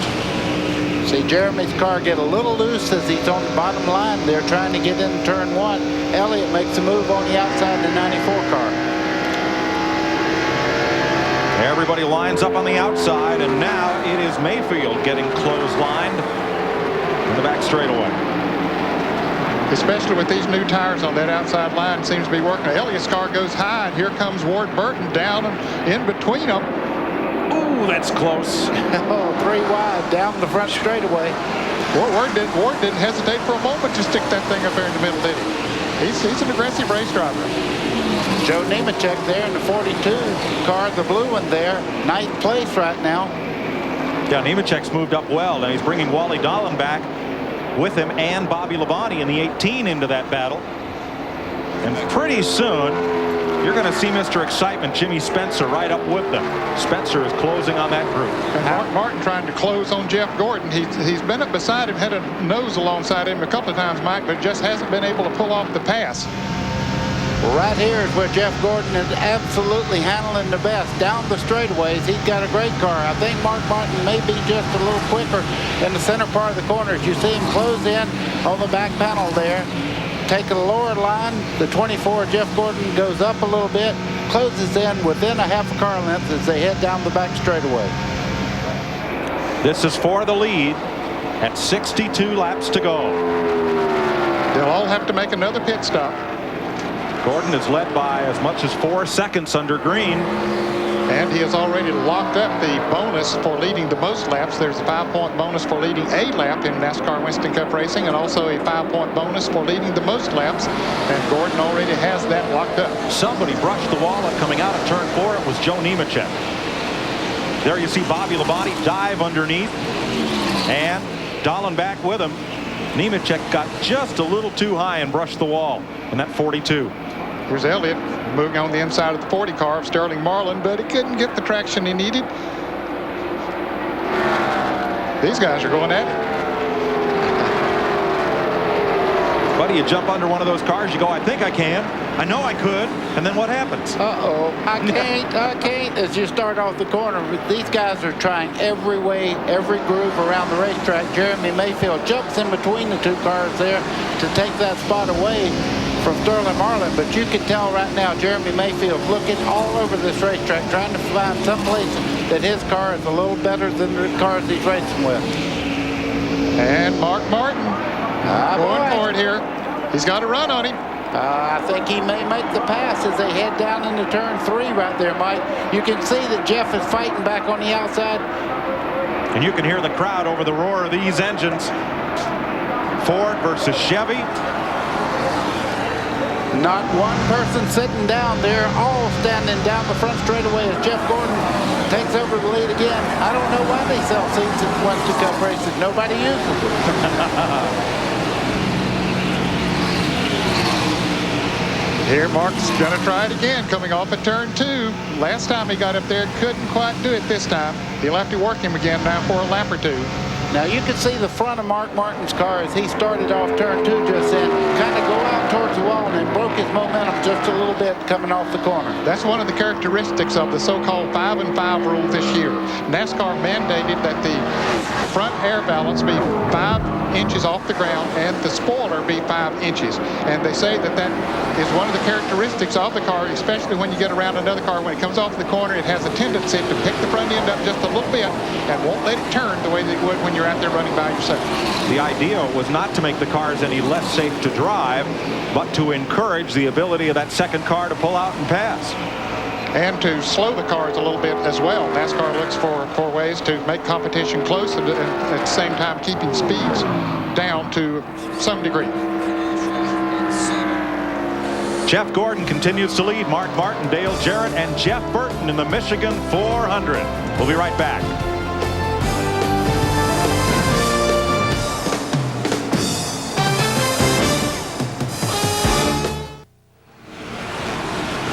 No one likes to think the unthinkable, and there's nothing more unthinkable than terrorists spraying an American city with anthrax or botulism. Could it happen? 60 Minutes tonight. Followed by Touched by an Angel and the CBS Sunday movie. Mel Gibson stars in The Man Without a Face. That's tonight on CBS. At the Buick Classic, coming up next, final round coverage from Westchester Country Club in Rye, New York, where J.P. Hayes has taken a 3-stroke lead over Jim Furyk, Kevin Sutherland, and Tom Lehman. Final round coverage next here on CBS.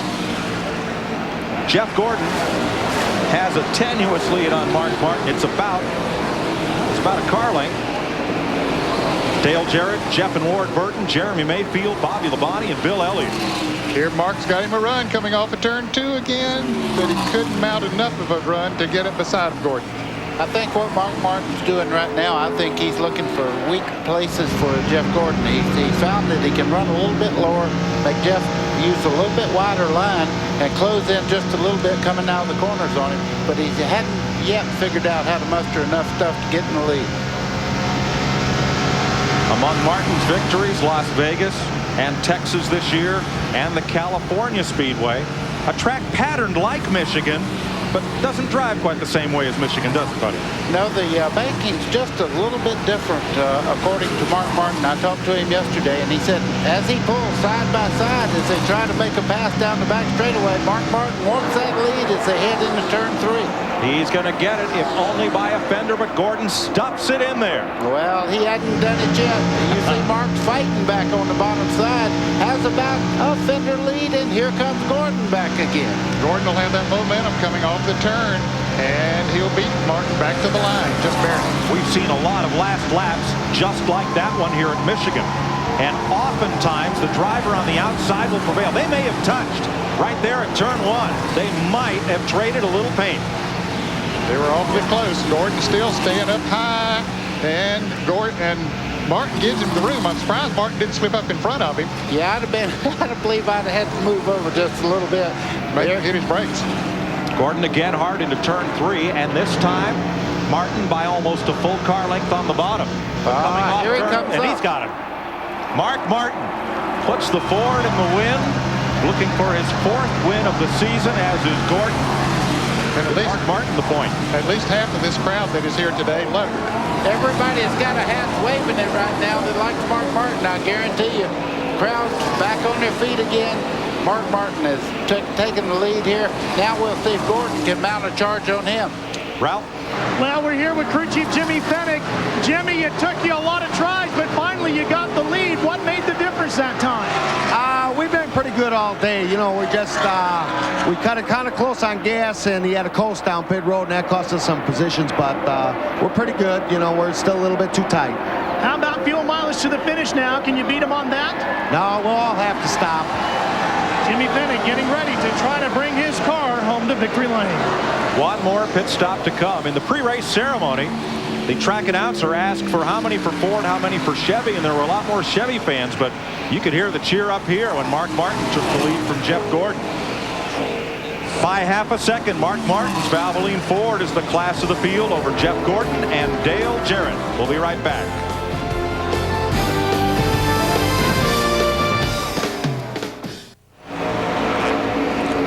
Nobody covers NASCAR like CBS Sportsline. Latest news and in-depth columns from the track. Updated standings, video highlights, and more at cbs.sportsline.com.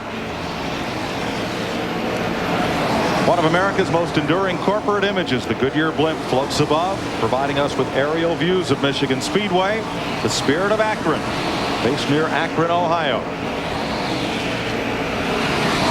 155 laps. 45 to go. One pit stop remains. Mike, you can see the 6 there. Mark Martin has broken out, and he's in clear air. He's built up a pretty good lead. Jeff Gordon has another problem. Dale Jarrett has run him down, and now there's less than 1 car length as they start down the front straightaway. And you saw Gordon wave Jarrett to the inside. As we watch from the Ford Quality Care Cam, Gordon had a hand in the air pointing to the inside. And he just lets him go. Gordon's car not as good as it was earlier. Jeff Gordon led the halfway lap today. The last time a driver won this race while leading at halfway, 1992, Davey Allison. I think Jeff Gordon might have looked in the mirror and realized that the 88 car was coming real fast, and maybe he can use the draft to maybe run Mark Martin back down and get back in the fray here. But right now, it looks like the 2 Fords are much quicker than Jeff in the corner. Unscheduled pit stop for Ricky Rudd. And Ricky had made a pit stop during that last caution after we talked to his crew chief, Bill Engel, and said nothing was wrong with the car after that little bump down in turn 1 and 2. But you wonder if maybe it might have pushed the radiator back a little bit or something. I don't know. For more on Dale Jarrett, here's Ralph. Well, Mike, I'm standing by with Todd Parrott, crew chief for Dale Jarrett. Todd, you reeled in Jeff Gordon pretty quick. Do you have enough for the leader? Well, I hope so. You know, the car hadn't been right all day long. We've been working on it every stop. Just missed it a little bit, but it's not too bad. Hopefully, this set of tires we got in this last stop we make, we can get it tuned up and maybe have a shot at the lead. What time do you think of making that stop? Probably around 174, 175, somewhere in there. 25 to go. I'd like to say hey to Debbie and Chandler and Tyler home. Mike, that's exactly when Mark Martin's crew is planning on stopping as well. Well, folks, plan your refrigerator breaks now. Pit stops, lap 174.5. That's about 18 laps from now. That lead for Mark Martin has stabilized now. Jarrett was gaining on him until he caught Gordon and passed him, and now Martin's able to stay about the same distance out in front, which is about 1.6 seconds. While Ricky Rudd's car still sits on pit road with the hood up, the 1993 winner will not have a strong finish today. Morgan Shepherd back out on the racetrack. They must have found that cylinder Morgan dropped because he's been running at competitive speed. And right now he's one of the fastest cars on the racetrack. As a matter of fact, he passed Jeff Burton, who is running in 4th place, and just pulled away from him. And so Morgan, yeah, he's not running on 7 cylinders. Morgan is running behind Jeff Gordon there by about 100 yards or so. Bill Stevens? Bill Engel, the crew chief for Ricky Rudd, said the throttle linkage was hung up. They're putting the air cleaner back on the car that just fired up a moment ago, but it took a while to fix. It was a nasty little problem here that was aggravating, but it looks as if, at least at this point, they've got it straightened out. So very few ways to gain time on this racetrack to the leaders. A lot of ways to lose them. Mark Martin, number 6, the Jack Roush Ford, out in front now by a second and a half over the Ford of Dale Jarrett. From the Robert Yates team that won here last year, then Jeff Gordon's Chevy, Jeff Burton's Roush Ford, and Ward Burton's Bill Davis Pontiac. Dale Jarrett has closed it just a little bit. Knocked it down to 1.5 seconds. 40 laps to go. CBS Sports coverage of the Michigan 400 continues after this message and a word from your local station. In celebration of NASCAR's 50th anniversary, CBS Sports coverage of the Michigan 400 is sponsored by First Plus Financial. At First Plus, you don't need equity, you just need a home. Brewery Fresh Budweiser, the official beer of NASCAR. Hey, race fans, this Bud's for you. And by Goodyear, innovators of run-flat technology. Ricky Rudd's tied Ford is back in the race, and Dale Jarrett has a good strong look at the leader. Here is the battle between Ward Burton, the pole sitter, and Jeremy Mayfield for 5th place. Turn 3. This is about the 5th lap that they've been running side by side, and you can see Mayfield pulled even with him as they come off turn 4. Just on the right side over there, Ward Burton still side by side as they go down the front straightaway. Just touching 200 miles an hour. Mayfield completes the pass. Watching the Tabasco cam on Ward Burton's car.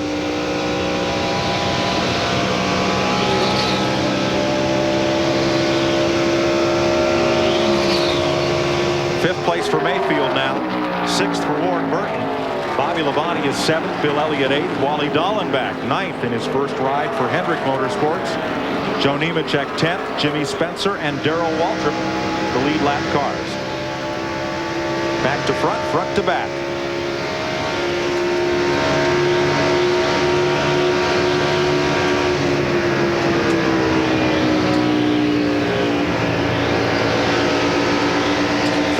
Laps to go. Ned, as we talked at the top of the show, this race may well be won on pit road, not so much from strategy, but this time it'll be the speed of those pit crews. It'll be the speed of the pit crews, but it could be won by strategy. Will somebody just take on 2 tires? Will others take on 4? You know, we've seen that play here already today. When Bill Elliott took 2 tires and Jeff Gordon took 4, Gordon ate up Elliott, and every crew and spotter here took note. Yes. But if you know if they're getting ready on pit road, but if it's near enough to the end of the race, then you know if you can pick up 4, 5, 6 seconds that way, you know it might give you enough to stay out in front. So it'll be interesting to see what the strategy.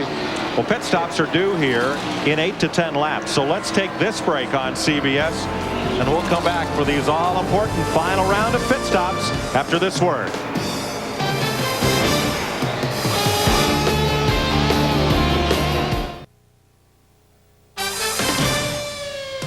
This CBS Sports Race Summary is sponsored by Texaco, a world of energy. With 30 laps to go, there have been 5 leaders in the 30th annual Michigan 400. Lead has changed 9 times. The speed down to 156. Not a new record. 2 cautions, 11 laps, and we have cars on pit road. Let's go to Dick Berggren. And Jeremy Mayfield is making what should be his final stop. 2 tires so far. Will he go for 4? Will he stick it out with 2? Mayfield pounding the gas in. He goes with 2. A little over 12 seconds on that pit stop. Meanwhile, Gordon's crew is on the wall. They're getting ready to pit him. And Mark Martin comes in as well. This is lap 172. Ward Burton stopped at lap 168. Here are the 2 leaders. Ralph? They're coming in on lap 172. They had talked about lap 174 or 5. The key here is to get Mark as close to the wall as they can, since they're only going to change tires on the right side. Changes Jimmy Elledge at the front and Sean Parker at the rear go to work. They're on. Field is in. Mark Martin is out in just over 9 seconds. But he does not beat Mark Martin down pit road. Well, Martin had a 9-second pit stop. Jeff Gordon was a little over 8 seconds, about 8.8. Here comes Dale Jarrett in for his final stop now in the 88 car. Now, Dale Jarrett did lead a lap. He came across the start-finish line first the last time around, so that's the first time that he has led today. Bill Elliott made his stop at lap 172 as well. Here's Ralph. Well, now they're going to go to work on this car with Dale Jarrett. And the interesting thing here is that crew chief Todd Parrott has to carry the tires around. The regular tire carrier having knee surgery. He's working with his brother Brad. They get those changed in 9.9 seconds. Pretty good for a couple of old guys that haven't done it in a while. Now, the reason pit stops are earlier than we expected was Ward Burton. Since he felt he was losing touch with the leader, Burton's team thought they would get in early, get their tires, and go. Well, if Burton comes out and he's faster than the cars that are still on the racetrack, Ned, they've got to come in. They can't afford to stay out. No, they can't afford to lose that half a second a lap or whatever it might be that those new tires are gaining for them. And now here comes the 99 car of Jeff Burton. He had taken over the lead, so he's got those 5 bonus points. Dale Earnhardt, Bobby Labonte all come down pit road. Let's go to the pits and Ralph. Well, the crew goes to work on the right side here. They're going to make a chassis adjustment to the 99. They got the right sides on, a little slow on the back side. Fuel is in. They are underway with a pretty good stop on the 99. But Buddy Parrott is furious, not happy with something. And the crew talking back with him. They're not agreeing on what the adjustment was. We'll see if we can find out. That may move Wally Dolan back into the lead. There's Jeff Gordon. Down the back straightaway. Dallenbach comes across, and the Bud cam shows John Andretti just ahead. And they are arguing down there in the pits of Jeff Burton. It's Greg Zipadelli, who helped Mike, closest to the camera, who helped Mike Stefanik to the Busch North Championship last year, and now came down to join Roush Racing. He's talking with Buddy Parrott. And whatever the point of contention is, it's still going. I think Buddy won the argument, whatever it was. Dick Trickle makes a stop. So does the 46 for Jeff Green.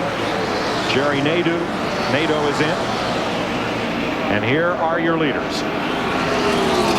Well, not yet, because we've got some cars that haven't stopped yet. That's true, Ned. Wally Dallenbach, Jimmy Spencer, and Darrell Waltrip are staying out on a wing and a prayer, knowing if they stop now, they can't win. But if they stay out, they could catch a caution and catch the rest of this field down. Well, not a lap down, though. No, Since they only changed 2 tires, they still have to come in. They'd come out behind those who have made pit stops. So, you know, it's a good gamble. No question about that. Wally Dallenbach moves past Kevin LePage. A Budweiser camera showing a packed house along this front grandstand at Michigan. Ken Schrader completes his stop and goes back out. 23 laps, 46 miles to go. Let's get an update from Jeff Burton's pit and Ralph. Well, we'll talk to crew chief Buddy Parrott and see if we can find out what happened. Buddy, looked like a lot of heated discussion after that pit stop. What happened? Well, we just had a miscommunication. We only needed 1 can of gas, and I thought they had plenty of gas in the car, but seems like the right rear wheel was trying to spin, and Jack Man was holding holding up the tires so he could get it tight. So they did the right thing, but I was looking at the fuel, and they were holding up precious seconds. Well, and he sits up high over the pit stall area, gentlemen, so he can't necessarily see what's going on the other side of the car. That's a pretty efficient pit crew, and I'm sure that they wouldn't drop that car and let him go until everything was done. There is Jeff Burton back at speed, and he is presently shown in 7th place. Wally Dallenbach, first time ride in a Hendrick Motorsports machine, and he leads the Michigan 400.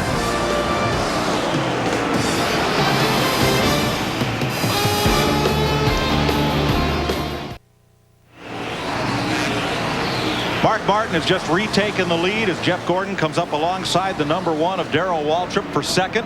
31st Winston Cup race that Darrell Waltrip has led in Michigan in his long and storied career, 26 years in Winston Cup racing, and he surrenders the lead to make his final pit stop of the day. And he is the last of the lead lap cars to pit. Waltrip was in at the end of the last caution period at lap 130, so he was able to hang out there for 52 laps. You know, this reminds me of Charlotte. When Jeff Gordon has brand new tires, he can run with Mark Martin in the Fords, but as the tires get hot, long runs, he loses a little bit of grip at the 24. Right now, he's able to put up a pretty good battle there with the 6 of Mark Martin. Yeah, he stayed right with him since they came out of the pits, and before they came into the pits, Mark was pulling away from him. Dale Jarrett is gaining on both of them. Right now, he was about 2.5 seconds behind. Now he's only about 1.5 seconds behind, so he's picking up a little bit on. We'll want to keep an eye on KGO-BW. He took on gas only. I believe all the rest of the lead lap cars did get tires on that final pit stop. So Waltrip taking a big gamble with just gas and trying to gain some track position at the finish of this one. For more on Darrell's run today, here's Dick. Well, Mike, he's knocking the fans in the grandstands over with his conversations on the radio. He is having so much fun driving a race car that is running the way he likes it to.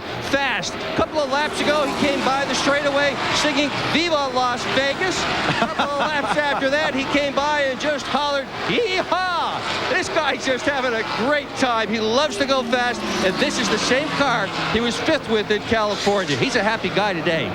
There's hardly a race fan here who doesn't wear a headset or a hearing protector, and most of them are tied in to monitor either our telecast, the radio broadcast, or their favorite driver. And Darrell's giving them quite a show today. He is 11th, the next to last car on the lead lap. Mark Martin, Jeff Gordon, 0.6 of a second back. Dale Jarrett, another 0.6 back. Jeff Burton, Jeremy Mayfield, Ward Burton, the pole sitter, Bobby Labonte, Bill Elliott, Joe Nemechek, Wally Dallenbach, Darrell Waltrip, and Jimmy Spencer, the lead lap cars. We go under the lights. Saturday night fireworks, July 4th, 8 p.m. Eastern Time. First time in prime time on network television.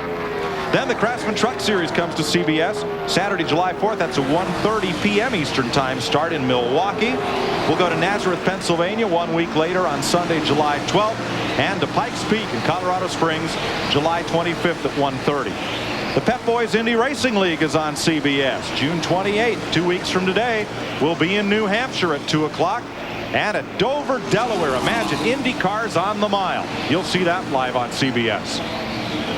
And the leaders are in heavy traffic. Don't know how this is going to play out, Mike. Depends, I guess, on who gets through the traffic the best. Mark Martin is shooting through it there right now, though. But he has to back off just a little bit as he came up on Dick Trickle there. There you see Gordon. He's tied up back there. Jarrett has caught up with Gordon. Dale Jarrett is absolutely flying around the racetrack. He moved in some 15 car lengths on Jeff Gordon in just a couple of laps there. Jarrett has led just a lap or two today when the cars ahead of him pitted. Only one lap, I think, but that's all it takes to get the 5 bonus points. And here he is, your Ford Quality Care cam on Jarrett's car right behind Jeff Gordon. Exactly right, and lap traffic is a very important as far as these guys fighting for position. You can see the 24 there, Jeff Gordon, going very, very low on the racetrack. Easy enough for me to say as they go through the middle part of the corner. DJ picks the throttle up and doing a great job. When buddies get excited up here, yeah, I cinch up my seatbelt. 13 laps to go.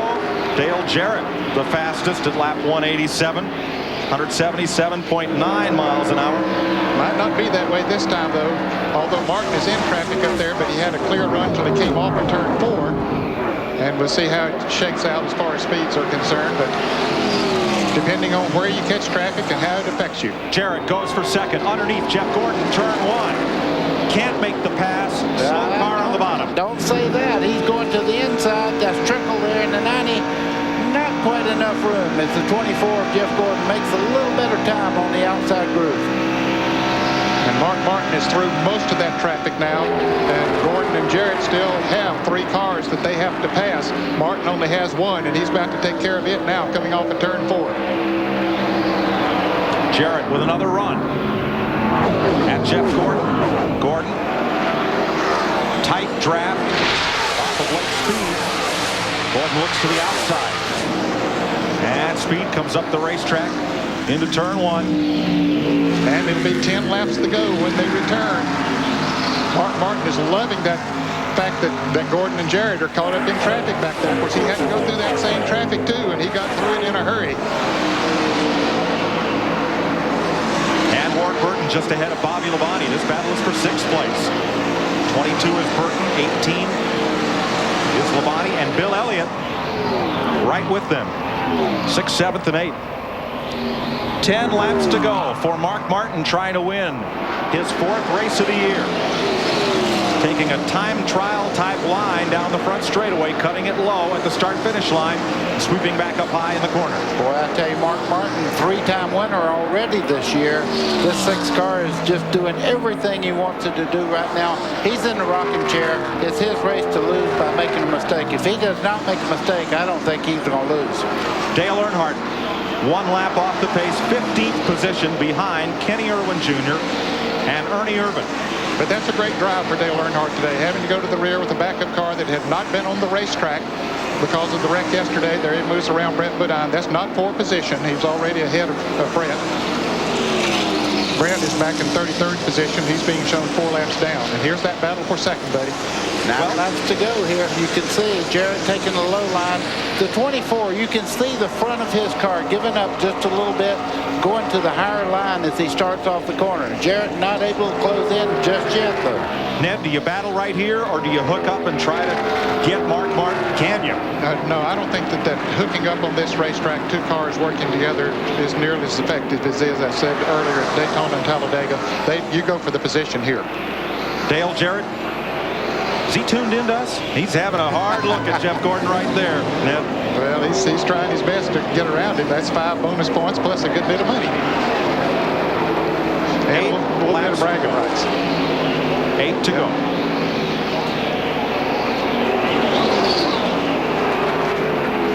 Yeah, you're right, buddy. Mark he's got it all to himself out there now. They had closed it down to less than a second, and now it's up to about 1 3/10 seconds. Ned, the one thing that you and I both know from past experience, you never count your money until the last lap. There is lap traffic in front of Mark Martin that could come into play. It's never over until the checkered flag comes down. 2 of those are lead lap cars fighting for position, Jimmy Spencer and Darrell Waltrip. Here is Jarrett. Start-finish line, even with Gordon.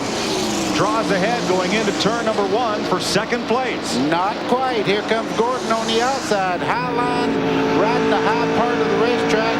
You see right now Jarrett fighting back on the inside. He just couldn't get the line that he needed. We've seen that several times today when Mark Martin was trying to pass Gordon. Jarrett a little bit picks up a little bit down the straightaway, but here comes Gordon back going into the turn. He's hanging tough up there. That's what he's supposed to do. Every time he's been challenged, he's thrown it hard into turn 3. But here comes Jarrett back on the bottom. And Mark Martin absolutely loving this because, I don't know if that would have been the last lap. I don't know which one of those cars would have got second, because he's able to pull away while they're back there battling for the 2nd position. Martin's lead increased by 0.6 of a second on that 1 lap as these 2 fight side by side. Gordon 3rd in the points. Jarrett 5th in the points, just 7 apart. Jarrett and Martin were tied for 4th coming into this race, 53 points behind the leader, Jeremy Mayfield. And if they can stay where they're at, they'll pick up a little bit in those points.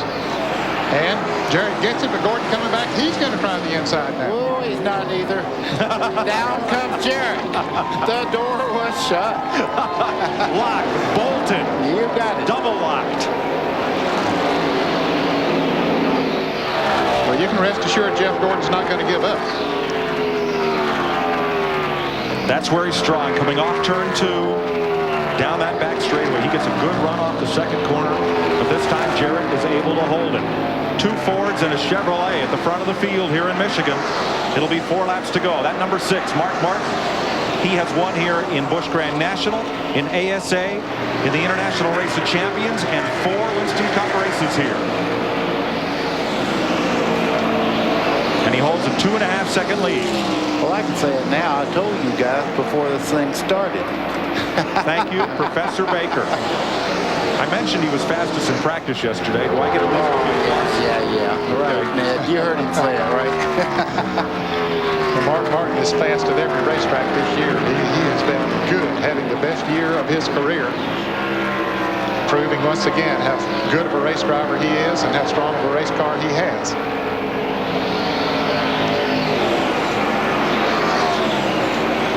Three laps to go as he comes up to lap the 11th place car, Jimmy Spencer. He's already put Darrell Waltrip a lap down in 12th. It's nice when you have a race car that'll do that. You can see Mark Martin just turn under Jimmy Spencer and go right by him in the middle part of the corner. It's so much fun here when the car works. It's so miserable when it does not. Over the winter, Jack Roush shook up his team somewhat. We've talked about the change in crew chiefs between Richard Childress's 2 teams today, Dale Earnhardt and Mike Skinner. Jack Roush moved Mark Martin's whole team from Liberty, North Carolina to Mooresville. Left Steve Meal, the longtime crew chief, in Liberty. There's Jack Roush, the team owner. And moving up with Jimmy Fennig was Mark Martin and the whole Valvoline team. It was quite a shakeup. Folks thought that maybe Martin wouldn't perform as well. He's done very well. 3 wins, looking for his 4th right now, and he is 4th in the point standings. You can see Dale Jarrett has got away for a little bit there from the 24 of Jeff Gordon. Right now it's 1st, 2nd, and 3rd. These guys have a pretty good interval between them. And Mark Martin scheduled to get the white flag this time by. Looking at John Andretti, who came back from a practice crash this weekend to run in the 20th position. White flag. 1 lap to go. Right on the bottom of the racetrack, Mark Martin has been flawless today, and when he got the lead, he never looked back anymore. He looked back and saw those guys racing side by side for just a moment and said, hey, that's good. I'm going on. Moving up on Gary Bradbury. There's Dale Jarrett in 2nd place by 0.8 of a second over Jeff Gordon. And the point leader, Jeremy Mayfield, he's on the lead lap in 5th. To the checkered flag for the 26th time in his Winston Cup career, Mark Martin. And for 2nd, Dale Jarrett. For 3rd, Jeff Gordon. Jimmy Fennig, the winning crew chief. Jeff Burton will finish 4th. Jeremy Mayfield should come across 5th. Bill Elliott in 6th, all on the lead lap. Bobby Labonte will be 7th. He'll be the first Pontiac. And pole sitter Ward Burton is 8th. Joe Nemechek 9th and Wally Dallenbach 10th, all on the lead lap. We'll be back with more from Michigan Speedway after this.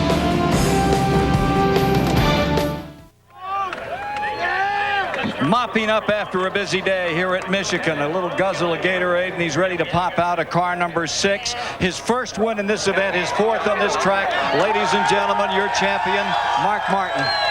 What a great run. Absolutely flawless all day.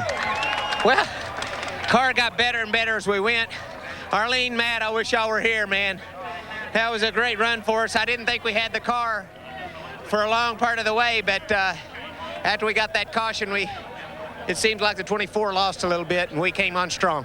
Buddy Baker was pointing out that you were digging on the bottom. You were able to get down there and hang on to that bottom line all day. My car would run on the bottom really good. I want to thank Valvoline and Cummins and Eagle One, Bugles, Bosch, all these folks that support us, and especially the guys at Roush Racing, Jack Roush, for giving me this chance to drive a race car like this. Just incredible.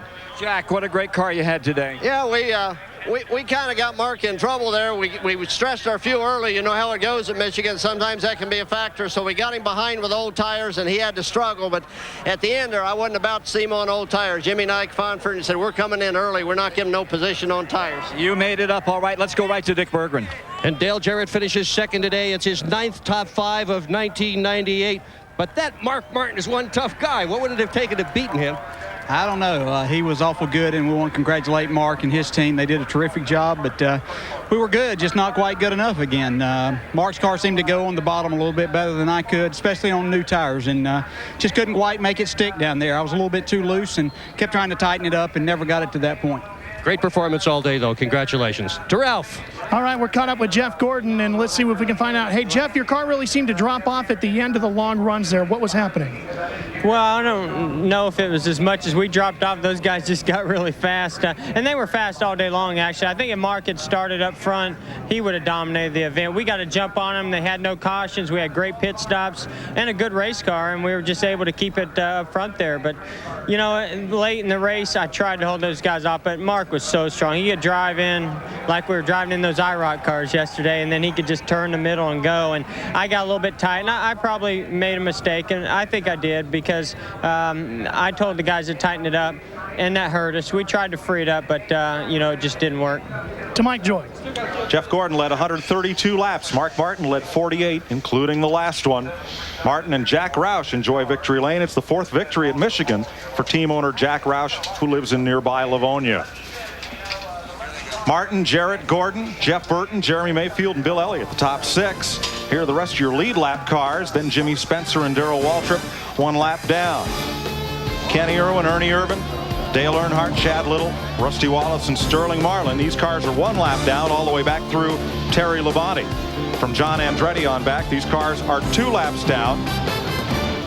And beginning with Rich Bickle, cars 3 laps back from 27th place back to Brett Bodine in 33rd. Everyone from Gary Bradbury in 34th on back, 5 or more laps behind the winner, Mark Martin, whose 26th career win ties him with Fred Lorenzen for 19th on NASCAR's all-time victory list. We'll update you on the Winston Cup points when we return to Michigan Speedway.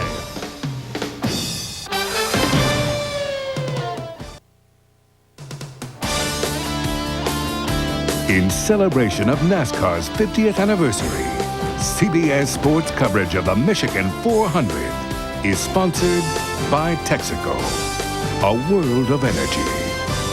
Ford, the official truck of NASCAR, is built Ford tough. And by Remington's Microscreen 3 shaver, built to shave incredibly close.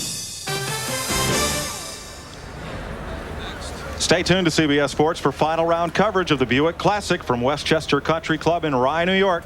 Coming up next. Jeremy Mayfield holds on to the Winston Cup point lead. Jeff Gordon is going to be just 26 points back. Mark Martin, Dale Jarrett, Rusty Wallace, and Terry Labonte, the top 5, stay knotted within 68 points. Leaving Michigan after 14 of 33 races. Man, that's a close battle.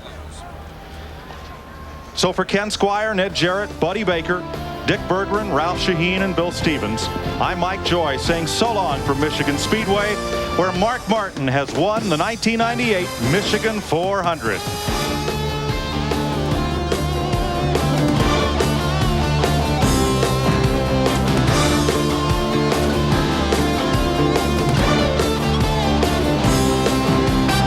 This has been a presentation of CBS Sports, home of the Daytona 500.